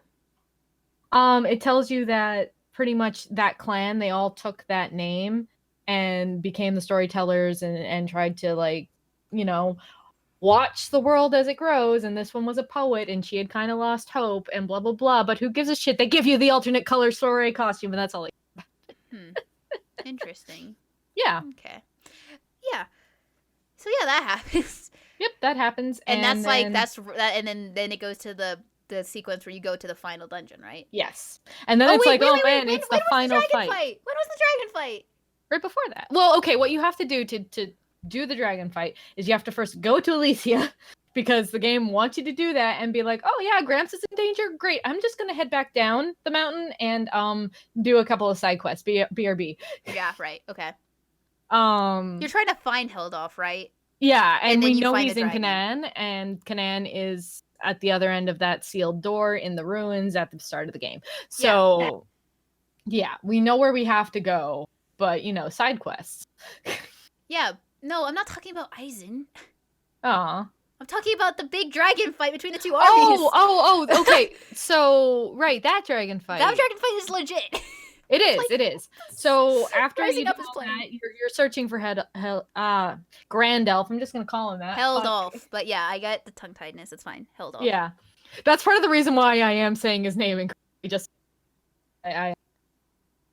A hard name to say. So you're looking for him and you go and you find out that the war is going to happen even though you did all this shit to try and stop the war, and then Seraph, Lord of the Land in the area or something, got kidnapped and essentially fed all this malevolence, and when that happens you get Dargan. And so you have this really kick-ass song as you're walking up to the dragon. And then you get an even more kick-ass song as you fight the dragon. That whole dragon sequence was just... really well done. Really well done. Because it's like, okay, two armies are fighting, but then suddenly dragon, right? So Sarai cannot stop the armies. He has to fight the dragon. But then the two generals who've met Sarai and know what's happening turn and realize what he's trying to do. Because I think they actually can see the dragon. Yeah, they can. Because they're like, it's a dragon, oh my god. But they see him fighting. Dragons are visible by humans despite... because they're just so powerful that they can shatter the resonance bond. But so they turn and they're like, oh my gosh, dragon. But then both of them see Sarai fighting the dragon, so they're like, the shepherd's fighting him. Then they just turn and be like, we gotta help him. And so the armies just stop fighting and work together to try and fight the dragon while Sarai is trying to fight the dragon at the same time. And even though their arrows only do one damage each, it's still staggers the dragon, so that staggers helps. So you could fight in more, and it's a really long fight, and this Rising Up is playing. It's just this really good song with lyrics. Mm-hmm. And just, Rising Up's a good song. I enjoy that. And as you're fighting, like you got commentary going on the side of like the generals talking to each other and all this stuff, and it's just, oh my god, that fight is mwah, It's a good fight. mwah. And then when it all finishes, it's like, okay, good. Now did we it. go fight head off. I guess now we go fight health off. You stop. This the whole ending is just so extra because it's like, okay, both of them transform into they armatize, stab, and then they like, I don't know if the dragon flies up or something, because they get like ported somewhere. They like fall into the forest or something. I know that. Yeah, I think it's something like that. It's yeah. just something like that where it's just like it's an extra scene where both Sheree and Rose know they have to kill the dragon, even though they know it was a seraph like a second ago, but Yeah. he's too far gone, so they just resolve themselves, kill the dragon, and they're just like, well, okay, we did it. Yay. Meanwhile, both armies are just like, he's only able to do this because he's a shepherd and he's fighting for us, guys, so maybe we shouldn't fight. Yeah. I did like that, like, when you go into the town nearby Listenbell, they're all, like, talking together, like, let's go for a beer, and I thought that was kind of cute. That's such a good little touch, Mm-hmm. I love the way they stopped the army this time. Wasn't from going in between both armies and just destroying them. It was, we gotta fight a dragon, and then both Saray made racial relationships basically that were able to like transcend the country barrier, I guess. Yeah. Which I like that extra side story. But now we gotta go fight the big bad guy. But before that, we have to go to Pendrago to have the good night scene. Oh yeah. Or was it in Listenbell? I think it was in Listenbell. It was in Listenbell. It was in Listenbell. I know because there's a bell in it. Yeah. And there was that like little pavilion. That was really cute. Yeah. So as I mentioned before, every Tales of game has a night scene. Like the night before scene, basically. Yeah. Tales of Fantasia has it where like Mint confronts Kless about something that happens in the start of the game and how she knew, but she knew she couldn't rationalize it at the time, so she kind of hid it away in her memories. And yeah, ever since Fantasia, they've just always had this night scene of let's get everything on the table in case we don't come back tomorrow. Yeah. And usually it just focuses on the main character. You might get like a line or two here from the side characters, but it usually just focuses on the main character. This one is fantastic because it doesn't do that. It focuses on all of the characters. They're kind of all paired off. So like you have Edna and Lila and Edna and Zavid. Yeah. Lila and Rose and Mikleo and Soray. Of course, Mikleo and Soray. Yeah. And it's Mikleo and like Soray is last, I think, because that's when everyone converges. Yes. Well, I mean, it goes back and forth between them all, but yeah, with the main thing of Soray saying, "This is how I'm going to purify the land. I don't care how long it takes." Yeah, he's basically just like, "All right, guys, so I'm."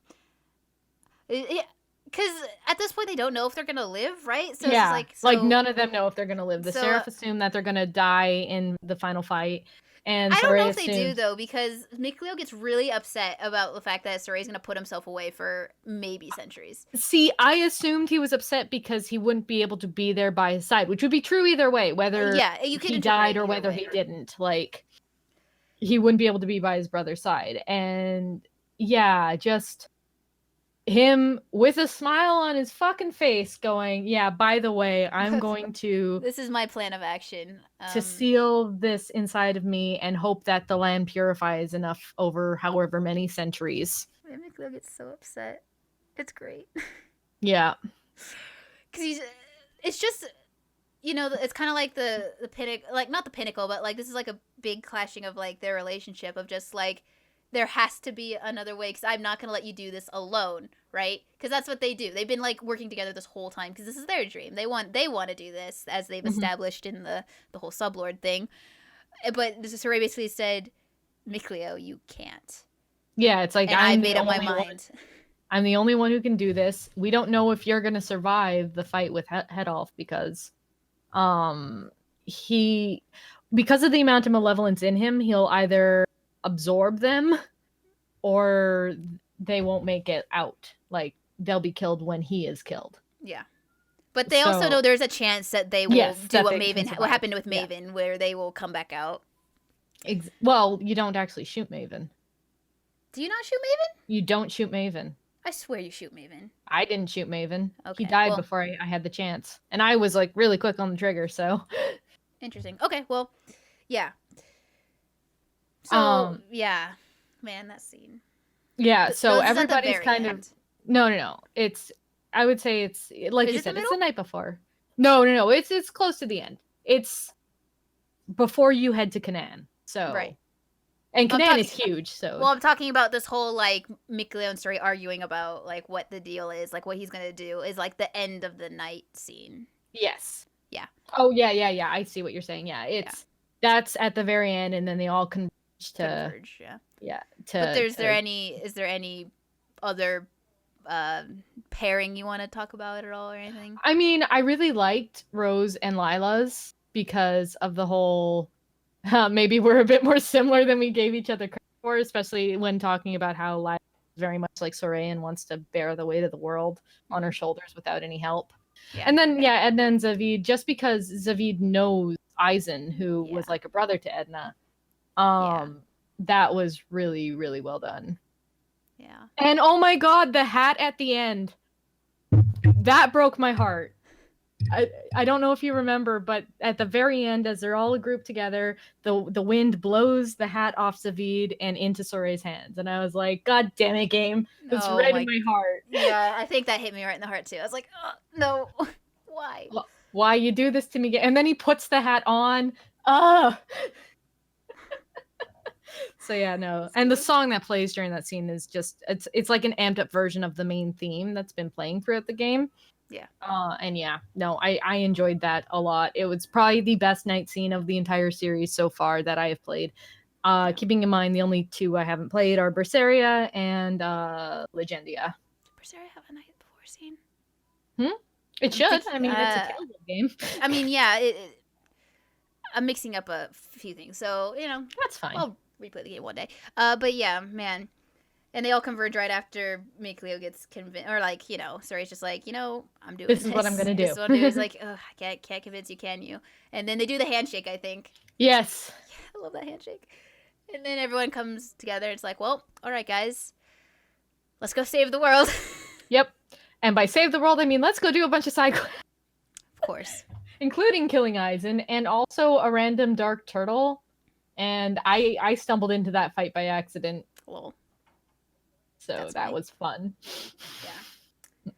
yeah. I think I only got Mithril because I did a bunch of the side quests already. So I never got Mithril. How do you get Mithril? you have to go back to the town that's like a ruin. Mm-hmm. And there's a miner there. It'll be like, "Hey, I used to mine mithril. If you could like find my pickaxe, or like it'll start a quest chain. It's like in that city. There's like a blacksmith that knows how to make armor, and it starts a whole quest chain. I have the guide actually. I have the Zesteria guide, and I think I looked at that. Yeah, because I was doing side quests and it never triggered finding Mithril. I'm like, I remember she said at this point you could, but I don't know how, and I'm not gonna look. You know what's heartbreaking? What? So before a certain part of the game, before the first war, I think maybe. Okay. Or maybe in between. You can, Seraph that turns into a dragon. Mm-hmm. You could do a side quest with him and his wife to establish Aww. more of a relationship with them. Mm-hmm. And then the wife will be like, "You helped us. My husband's been kidnapped." And then you go, and then he gets turned into a dragon. I gotcha. Cause yeah, I noticed those two together after the first war, and at that point, because I hadn't done their side quest, the game was like, if you keep bugging me, I'm gonna unleash my husband's power on you. Yeah. And so I'm like, oh, okay. There's a certain point you could do a side quest and get to actually know them. But yeah, it's like heartbreaking because it's like, yeah, I did the side quest. I have to kill you now. Aw, at least you get a good song while you're doing it. Yeah, get a very epic song. My God. I will say the Eisen fight was really, really nerve-wracking because the game actually legit takes away all the save points in the area after a certain point. So that wasn't fun because I'm the type of asshole who will save right before fights, and I couldn't. And I was like, I don't want to lose all this grinding, so yeah. Turn the difficulty easier so I can. Well, okay, to be fair, I was like 10,000 health away from beating him the first time I played on, and it took a long time, and it wiped out all my life bottles, and I think all my elixirs because it was like I don't want to lose my experience.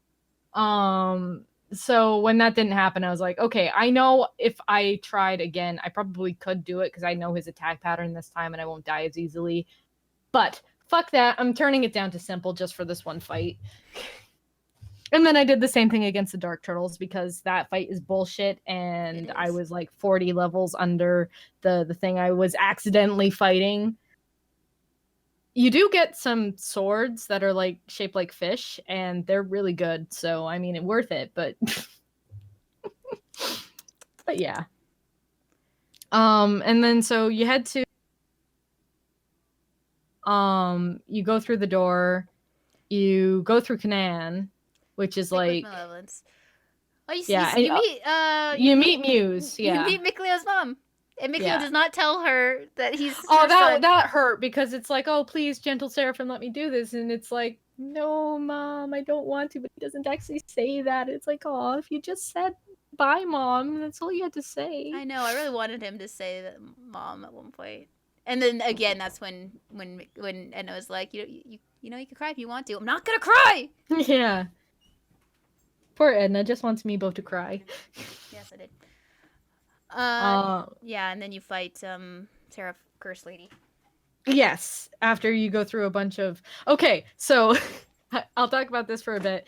At this point in the game, I realized I had missed somewhere because there were all these like gold chests that I couldn't open, and I'm like, I'm nearing the end of the game, so either it's post game or it's not open to me, or I need to do something. And I was getting annoyed because there were like pretty much exclusively black chests in Canaan. And I'm like, this is some bullshit. Where is this key? So I found all on my own without any help from Google. What's Google? I looked it up and I was like, okay, where is this gold key? Oh, it's in an optional dungeon on the edge of the map. Okay, good. Let's go there, do that, get my key. Bye. I'm so annoyed. Because all the other keys were like progression for this one key to be special off on the side kind of actually pissed me off. But what can you do? It's silly sometimes. I don't remember it. All I remember is the last dungeon having like the most dramatic song ever. Oh yeah, for sure. It's also really cool visually. Yeah, I was gonna say you walk through Canaan and then you get to this like staircase and the sky is red and there's lightning and things are floating and this place looks nice.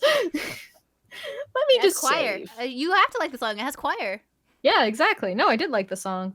And you know how I mentioned with the Eisen fight that I like to save a bunch? Well, in this dungeon there are 4 areas where there are like abnormal monsters or whatever that are all level 80. At this point, I think I was level 60. Which in my opinion is close enough. You have to fight 4 monsters in order to open the way, don't you? No, you don't have to fight them. Okay, maybe I just fought them because of course I did. Same.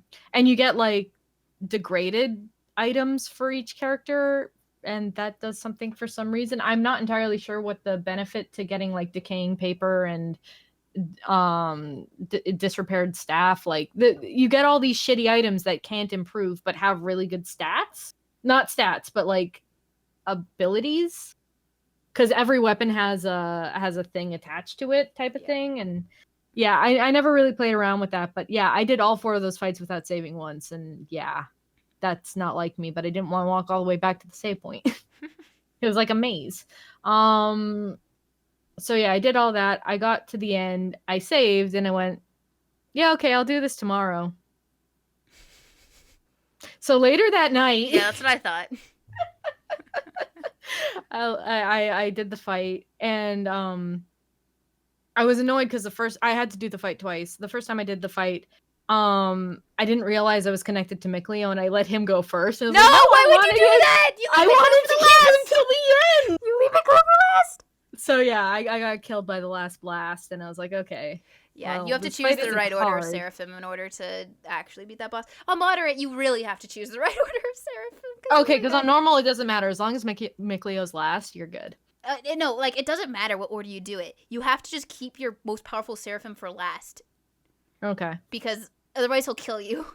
Oh, okay. It's just the fight is so hard. You need to do enough damage in order to get to the point where you do or I believe because you have to damage him and then be able to trigger Yes. the thing. Yeah. Yes. So you had to do that before he just one shot you with the thing. So you had to make sure your last Seraphim was a strong one, so you could do enough damage before you just killed you.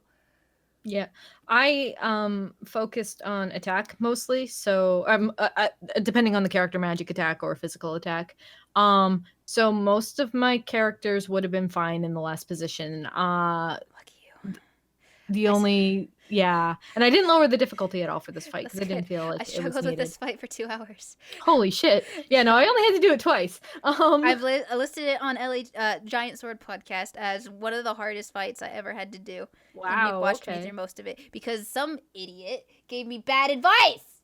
What was the bad advice? Save Zavid for the end because that's how he did it. But he didn't realize that I built my party differently.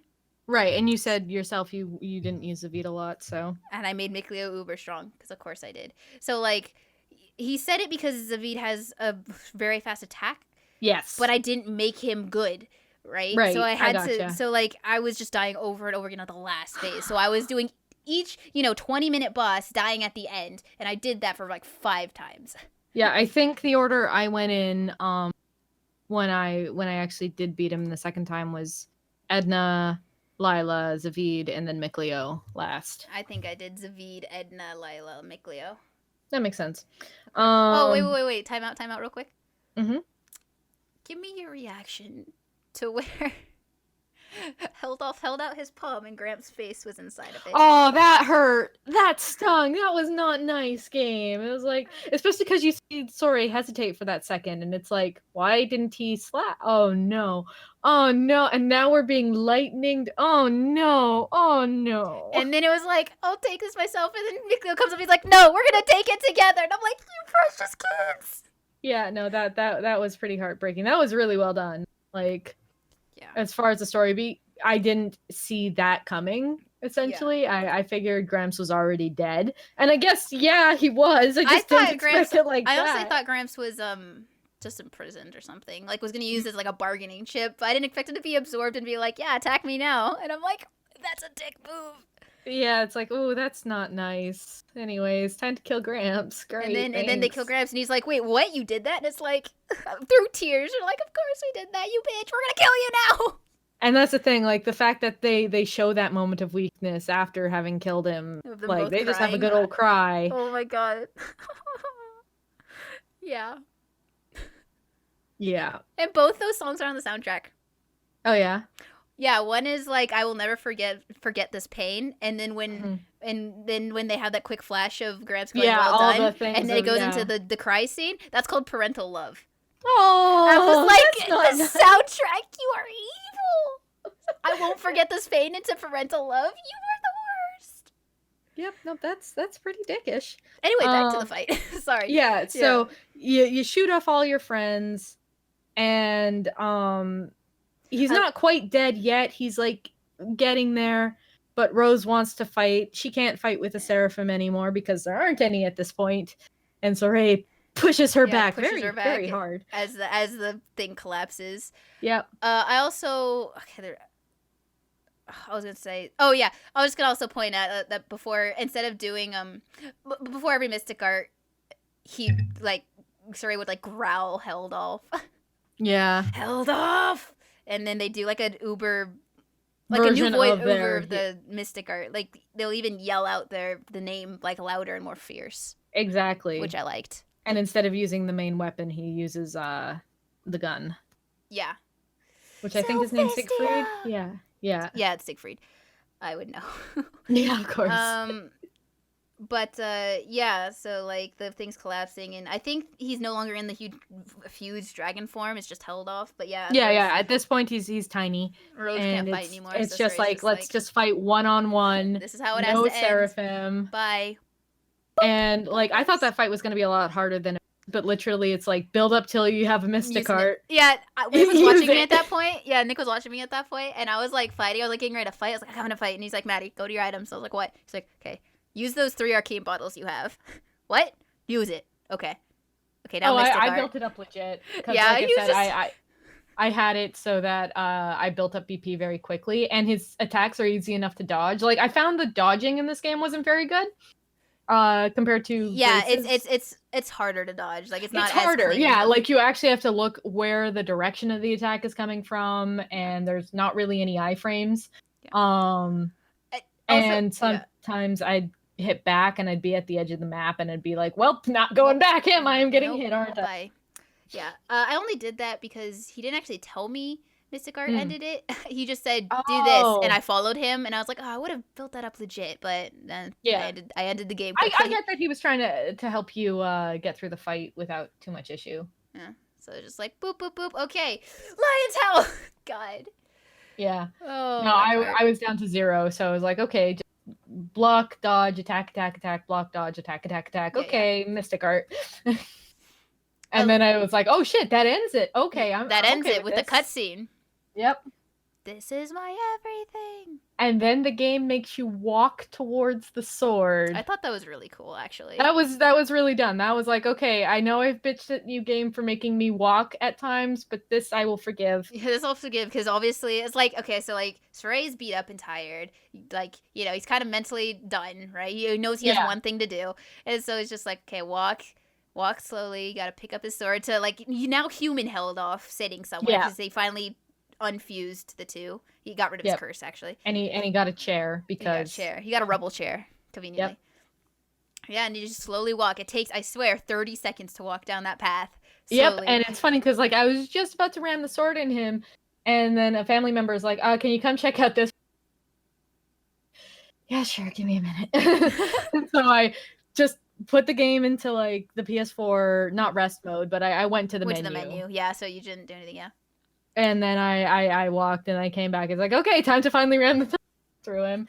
And it's like, you hit X to pull back, and then it's like, do I have to hit X again to thrust? Okay, yeah, I do. Okay. So this is the only way I could release you. Yep. And then you see the color orbs fly out. And you're like, and that was like, oh, yay, they survived after all. That's well, nice. I feel, yeah. Well, looking at Soray's face, he's like, oh, it's like, yeah, guys, they survived. Except now I'm going to be put away forever. Yeah, now I gotta purify the land, quite literally. Quite literally. Well, bye, guys. It's like that moment of, yes, but then, like, realizing, oh, well, regardless, it's still over for me. Like, I can't do anything. It's bittersweet for sure, because Soray doesn't know if he's going to come back, survive as the vessel. Like, it could be that he is just a human vessel forever. Like, we don't know. Yeah. And so, yeah, we see Nautilus, who at this point we haven't mentioned, but he is the like god of the land and essentially using the land as a vessel, and the land has been corrupted, so we gotta purify. So he got corrupted. So yeah, now we have to So he needs a vessel so he can start to purify the land, and it can't be the land. So Soray's like, I'm the most powerful vessel here right now. Yep. Let's do this. And then they learned over the years, or not the years, but like at the very beginning, they found out that he can like focus his power more if he cuts off all senses. Hence why he can't be a walking vessel. He's literally just going to go into stasis. So this can happen faster. And then we get credits. And the credits are cute. They're adorable. I kind of wish the credits had gone a bit further into after Soray went to sleep. Like, we do see one of the characters' funerals.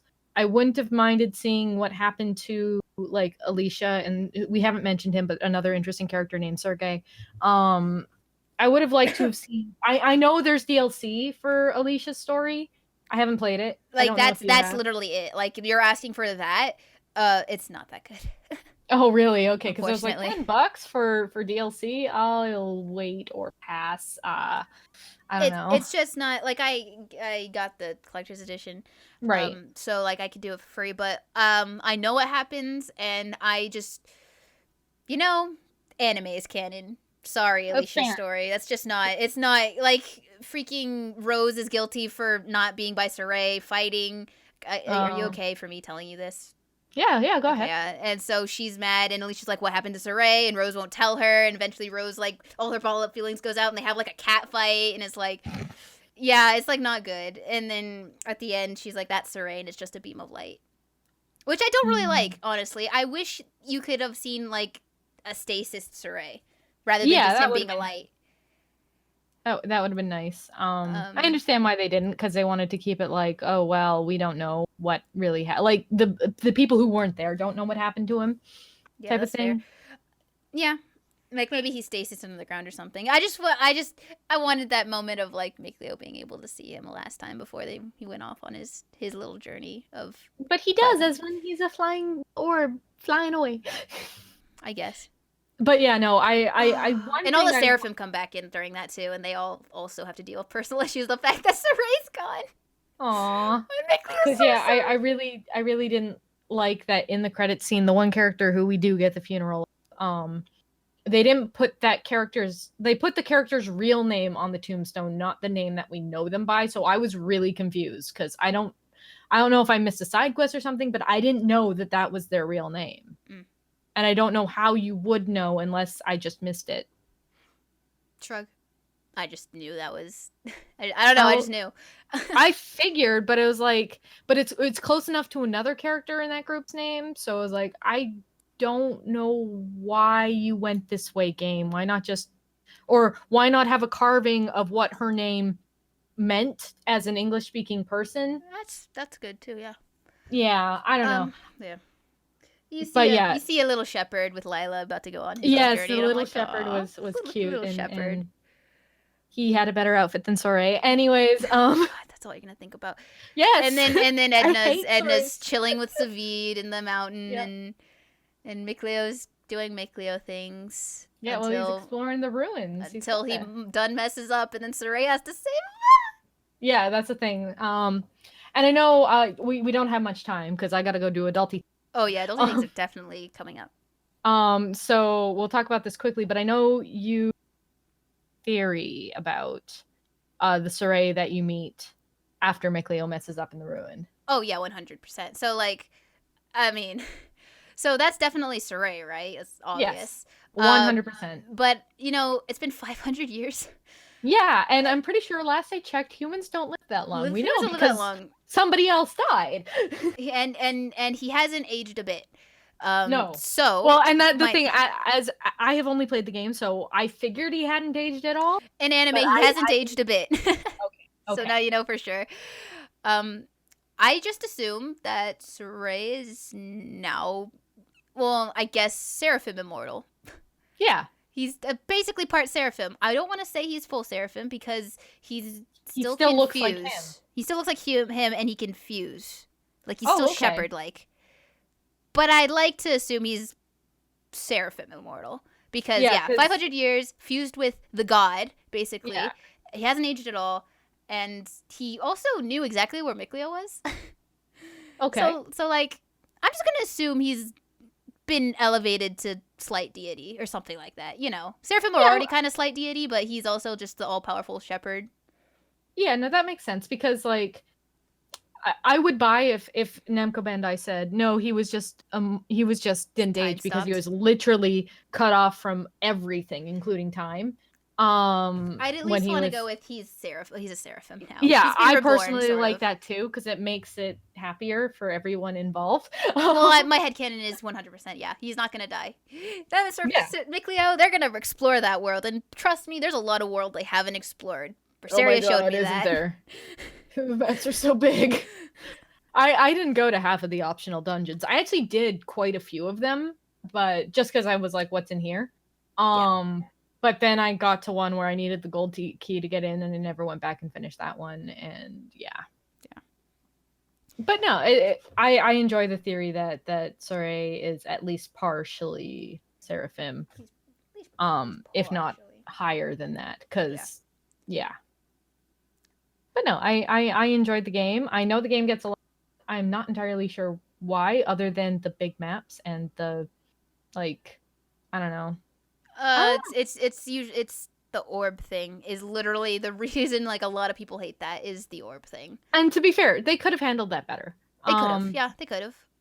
But also, you know, I don't know. Oh, I will say that I like the side quests in the game. I do not like the rewards for the side quests, except for the alternate colors for Soray. Exactly, and except for the glasses, because like almost all the glasses accessories I got that were like not goofy or sunglasses, were like the last 3 side quests I did. And that was great because it meant that everyone got their own pair of glasses. And by everyone I mean Soray, Mikleo, and Zavid. Right. Yeah, I don't think the side quests on Zesteria are that amazing. They don't They're because not. they don't really have a lot of story values. Just kind of They do a just add to thing. the lore, and like that's fine. I wanted a bit more than that.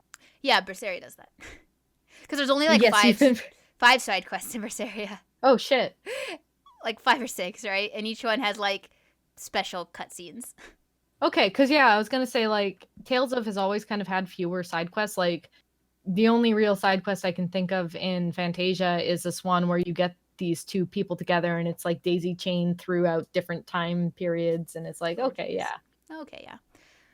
But But yeah, the faults of Berseria, not sorry, Zesteria. I see them.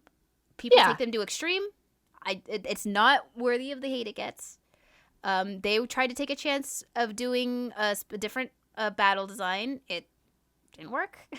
yeah, no, I mean it's fine, but I will stay. Part of the reason why I was under leveled most of the game was because I'd literally only fight to win step.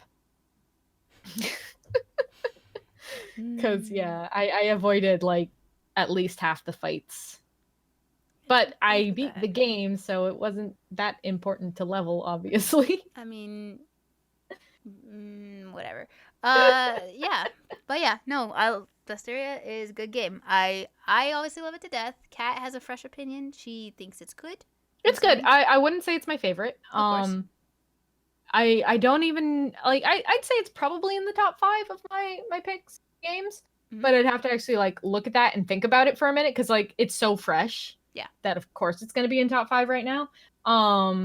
But it's definitely like the way my list is set up is that I have all the ones at the top and then I have a big gap and then I have Symphonia and Zillia 2 at the bottom, and it's nowhere near those. Thank God.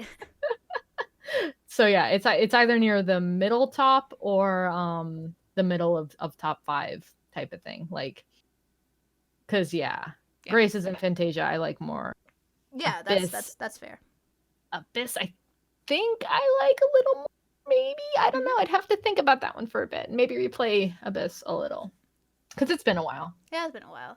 But no, like, is it perfect? No. Is it awful? No. I've played worse Tales of games, like Zillia 2. Does it at least hit you in the feels at all? Yeah, no, it made me cry. So that to me says I got emotionally invested in these characters enough to cry. So that's always a bonus when a story can do that. And as I mentioned before, it has probably one of the most effective night scenes in the entire series. Mm-hmm. So that's a good in my books. I will, like I said, eventually pick up Berseria. Maybe tomorrow. We'll see. And then maybe there's no rush. But how long was Berseria when you played it? 50 to 60 hours. Okay, so about the same, if not a little probably shorter the same. than Zesteria. Yeah, it's. I can go back and check real quick, but yeah, no, it's hard because I was like binging it, but it was also like I binged it on vacation, and like it was like really weird. I was playing it a lot, so I don't remember exactly how long it really took me. Okay, no, I was just asking for like a guesstimate because we obviously play games very differently from each other, as in you do the battles and I avoid them because I'm an idiot, and then I bitch about it being too hard when I'm grossly underleveled. yeah, you know. I'm kind like I'm not a full completionist, but I am a partial completionist. Like I will do the things that are within my realm of just like, okay, I might as well do all the side quests to get like gear. Like if there's a reward that I want, right? Like, you know, story is a reward to me sometimes. So it's like, okay, that story, if it gives me, you know, an item I want, I'll do the extra stuff. Yeah. If it's like not hard and it's just fun, I'll do the extra stuff. And Berseria has a lot of that, and I did most of it. So there's that. No, that's good to know because I probably like for me in side quests, if they're optional and if they're good, I'm okay with them. I do dislike when games say, yeah, that was a side quest, but you have to do it. So like had I not done the purple stars throughout the game, that point would have pissed me off for sure. 100%. Pissed a lot of people off. Well, it's just because it's like, don't make it a side quest if it's not a side quest. Like if it's not optional, don't make it a side quest. Make it required. But at the same time, I mean, they eventually do. yeah. But at the same time, they do denote it from side quests quite often, like, because side quests have the exclamation point marker on the map. So like it is it's different. Yeah, it has a purple star thing. Yeah, exactly. So they tried to make it different. Mm-hmm. But yeah, they could have done it better, but also like everyone who stopped at that point, come on, just do it. The rest of the game is so good. Cause like right after that, I swear you fight a dragon. You fight a dragon. Pretty much. It's like, oh god. You have to deal with the fact that you are split up from your party for a chunk of time, but then you fight a dragon because you got to get them to come together, right? So you have to deal with Alicia's story, and then you have to deal with Sergei's story, and then you have to deal with Rose, and then you fight the dragon. Right. Oh, I really wish Sergei had been a party member. I think that might have been interesting, but whatever. I mean, he had a decently big part because one, he taught you the move that ended it all. Yes, he did. And I thought also, that was a nice throwback. And he also starts to talk about like that general he's talking about. He's talking about Heldolf. Oh yeah, there's a picture of Heldolf in his office. Oh, I never went into his office, so I didn't see that. Or like the barracks or wherever he hangs out. Yeah. It's there.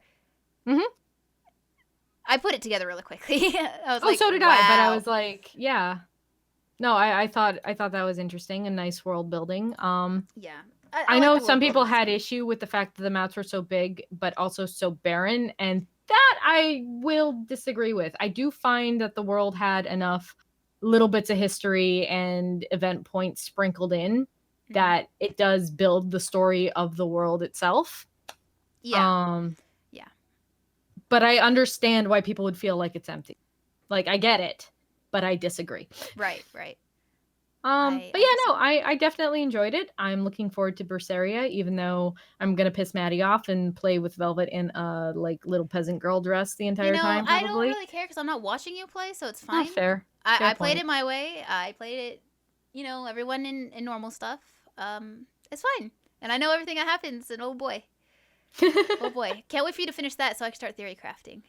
Yes, I know that's. I can't promise that it'll be quick because I don't know. Zesty what's was going the one on I with my really work. wanted you to play, right? Because it's like it's the one that gets all the hate, and I just wanted and someone else on my side. I don't think you expected me to beat it as fast as I did. No, I didn't. I was really happy like when you did.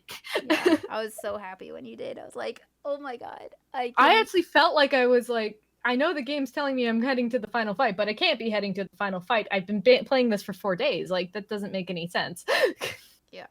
You burned through that game, and you know I what? did. It's fine because you basically still hit everything. Yeah. So no, I did a bunch of the side quests. I did all the Purple Star quests. Like, I anything that seemed easy enough to do, I did. Cause yeah, I didn't bother looking at what the Seraphic key opens or whatever. Like, I know it opens a couple of new things post game, but I don't care that much. Yeah, I tried to do some post game like. I went back to my like clear save file right before the final boss, and I tried to start getting like the special mystic arts and stuff. But man, that Zavid Rose fight is really hard. And then my friends came over, and I put it down, and then I haven't opened up Zesteria since. Aww. Zesty, I love you. Where are you? You're still in your box. There you go. Gotta do that. Yeah, I am. Wrapping it up, my plans are as soon as I don't, I'm not busy, as I say so many times, I'm going to finish Xanadu so I can replay Zesty. Well, like I told you with Xanadu, you are near the end. You have like 5 to 10 hours tops. Maybe I could get a day. Maybe I'll get like a day where it's just my rest day and I have nothing planned, and then I'll just sit down and not look at my computer to see if anyone's online hots and play Xanadu. Just get it over with. And then you'll know the they'll know who White Shroud is. And you'll be mad at me. So mad. No, you'll be mad at me. Because you'll remember I said something at some point, and you'll be like, you're a fucking bitch. And I'm like, yeah, I am. Wow, man. Stop kidding me theorizing on who White Shroud is. I already have my pieces of information of things. And I'm still confused on who it could possibly be. Anyway, yeah. It's fine. I just got Yuki back, gave him a head pat, closed the game. Right after the head pat, we're saved. We'll be fine. Yep, we'll be fine. So yeah, we have to go do adult stuff now. We cannot talk any longer. Yeah, no, we have literally run up all of our time. I hope you enjoyed this very, very long episode. I still have to draw the title card for this. And it'll be so half happy. This, half the other the Tales of edition of the happy characters. Good fun times. Oh my god. This is like a lot, not a lot like off my chest, but it just feels so good to talk about this game. Yeah, I know you love this game, and I know it's been hard. Like, even though I've played pretty much every Tales of game, I hadn't played the one you really to. Mm-hmm. And I just So want it's like- someone else on my like. You're not fully on my side, right? But you No, you no. don't hate the game. Like I just want No. someone else who didn't basically be like, yeah, Zeste's trash, and then had not like finished it or something. It's just like, Right. God. Because your brother likes it too, doesn't he? Yeah, he likes loves Zesteria. it, but I can only Yeah, talk okay, with Nick but- so much. Oh, fair. Like But, we've also theory crafted, but you know, it's fun to get a new opinion in. Of course, I totally understand that because it's always fun to hear somebody, especially when the opinion isn't the same as yours. Like you said, I enjoyed the game. I enjoyed the game a lot. Not my favorite because I am tied to nostalgia. Of course, that's fair. That's fair. This is and even nostalgic to me technically because my nostalgia is based off of the last 4 years. Was this the first one you played? No, I played okay. Hearts R first. Oh, Then- okay. like, And Hearts this R game- is okay too. I would say I like this more than Hearts R They got it. because you can't play Chalcedony for the entire duration of Hearts R. And I love Chalcedony. Anyways, we do Well, have to go. We really do have to go, but yeah, it's nice to have another girl who's played this game because, like, you know, Mickey wants to raid God, give them head pats, protect them. Nick doesn't feel that way, of course he doesn't, but yeah. He probably wants to head pat Edna and Lila and Rose. and- Yeah. Yeah. Lila, and Rose. Okay. Okay. Not Anyway, Edna? I love Edna. She's like my. Edna's me. great. But yeah, man. We just keep starting to talk about it, but yeah, we have to close the door for now. Okay. I recommend this You game. did the intro. You want to do the outro? Oh dear God. I recommend this game. Kat, you recommend this game? Yep, I recommend it. Great. Yeah, so we have shilling things like Twitch and Twitter. Kat's on Twitter. We have a Discord where we can talk about this a lot more. Someone says Zesty, I will sniff it out and start talking immediately. So, you know, if you want to talk more, go to that Discord. Got a lot of fun people there. And fun emotes emotes. and baby pictures. Oh man, baby pictures, dog pictures, cat pictures. We got Cat it all. pictures, yeah. Venting corner. If you need to vent, we will let you vent. Yep. We got. I'm quite proud of Venting Corner, personally. Yeah, so am I. But yeah, if you enjoyed this episode, comment. We like to hear your thoughts. Yes. Talk to Subscribe. us on Discord. Subscribe if you want. Hit that bell. I think that says something. God, please don't even start that. Smash that Like button, hit that bell so you get every notification. No. But yeah, thanks for joining us on this long talk about my favorite, not my favorite game of all time, but man, I love it. And we'll talk to you next time. Bye. Bye.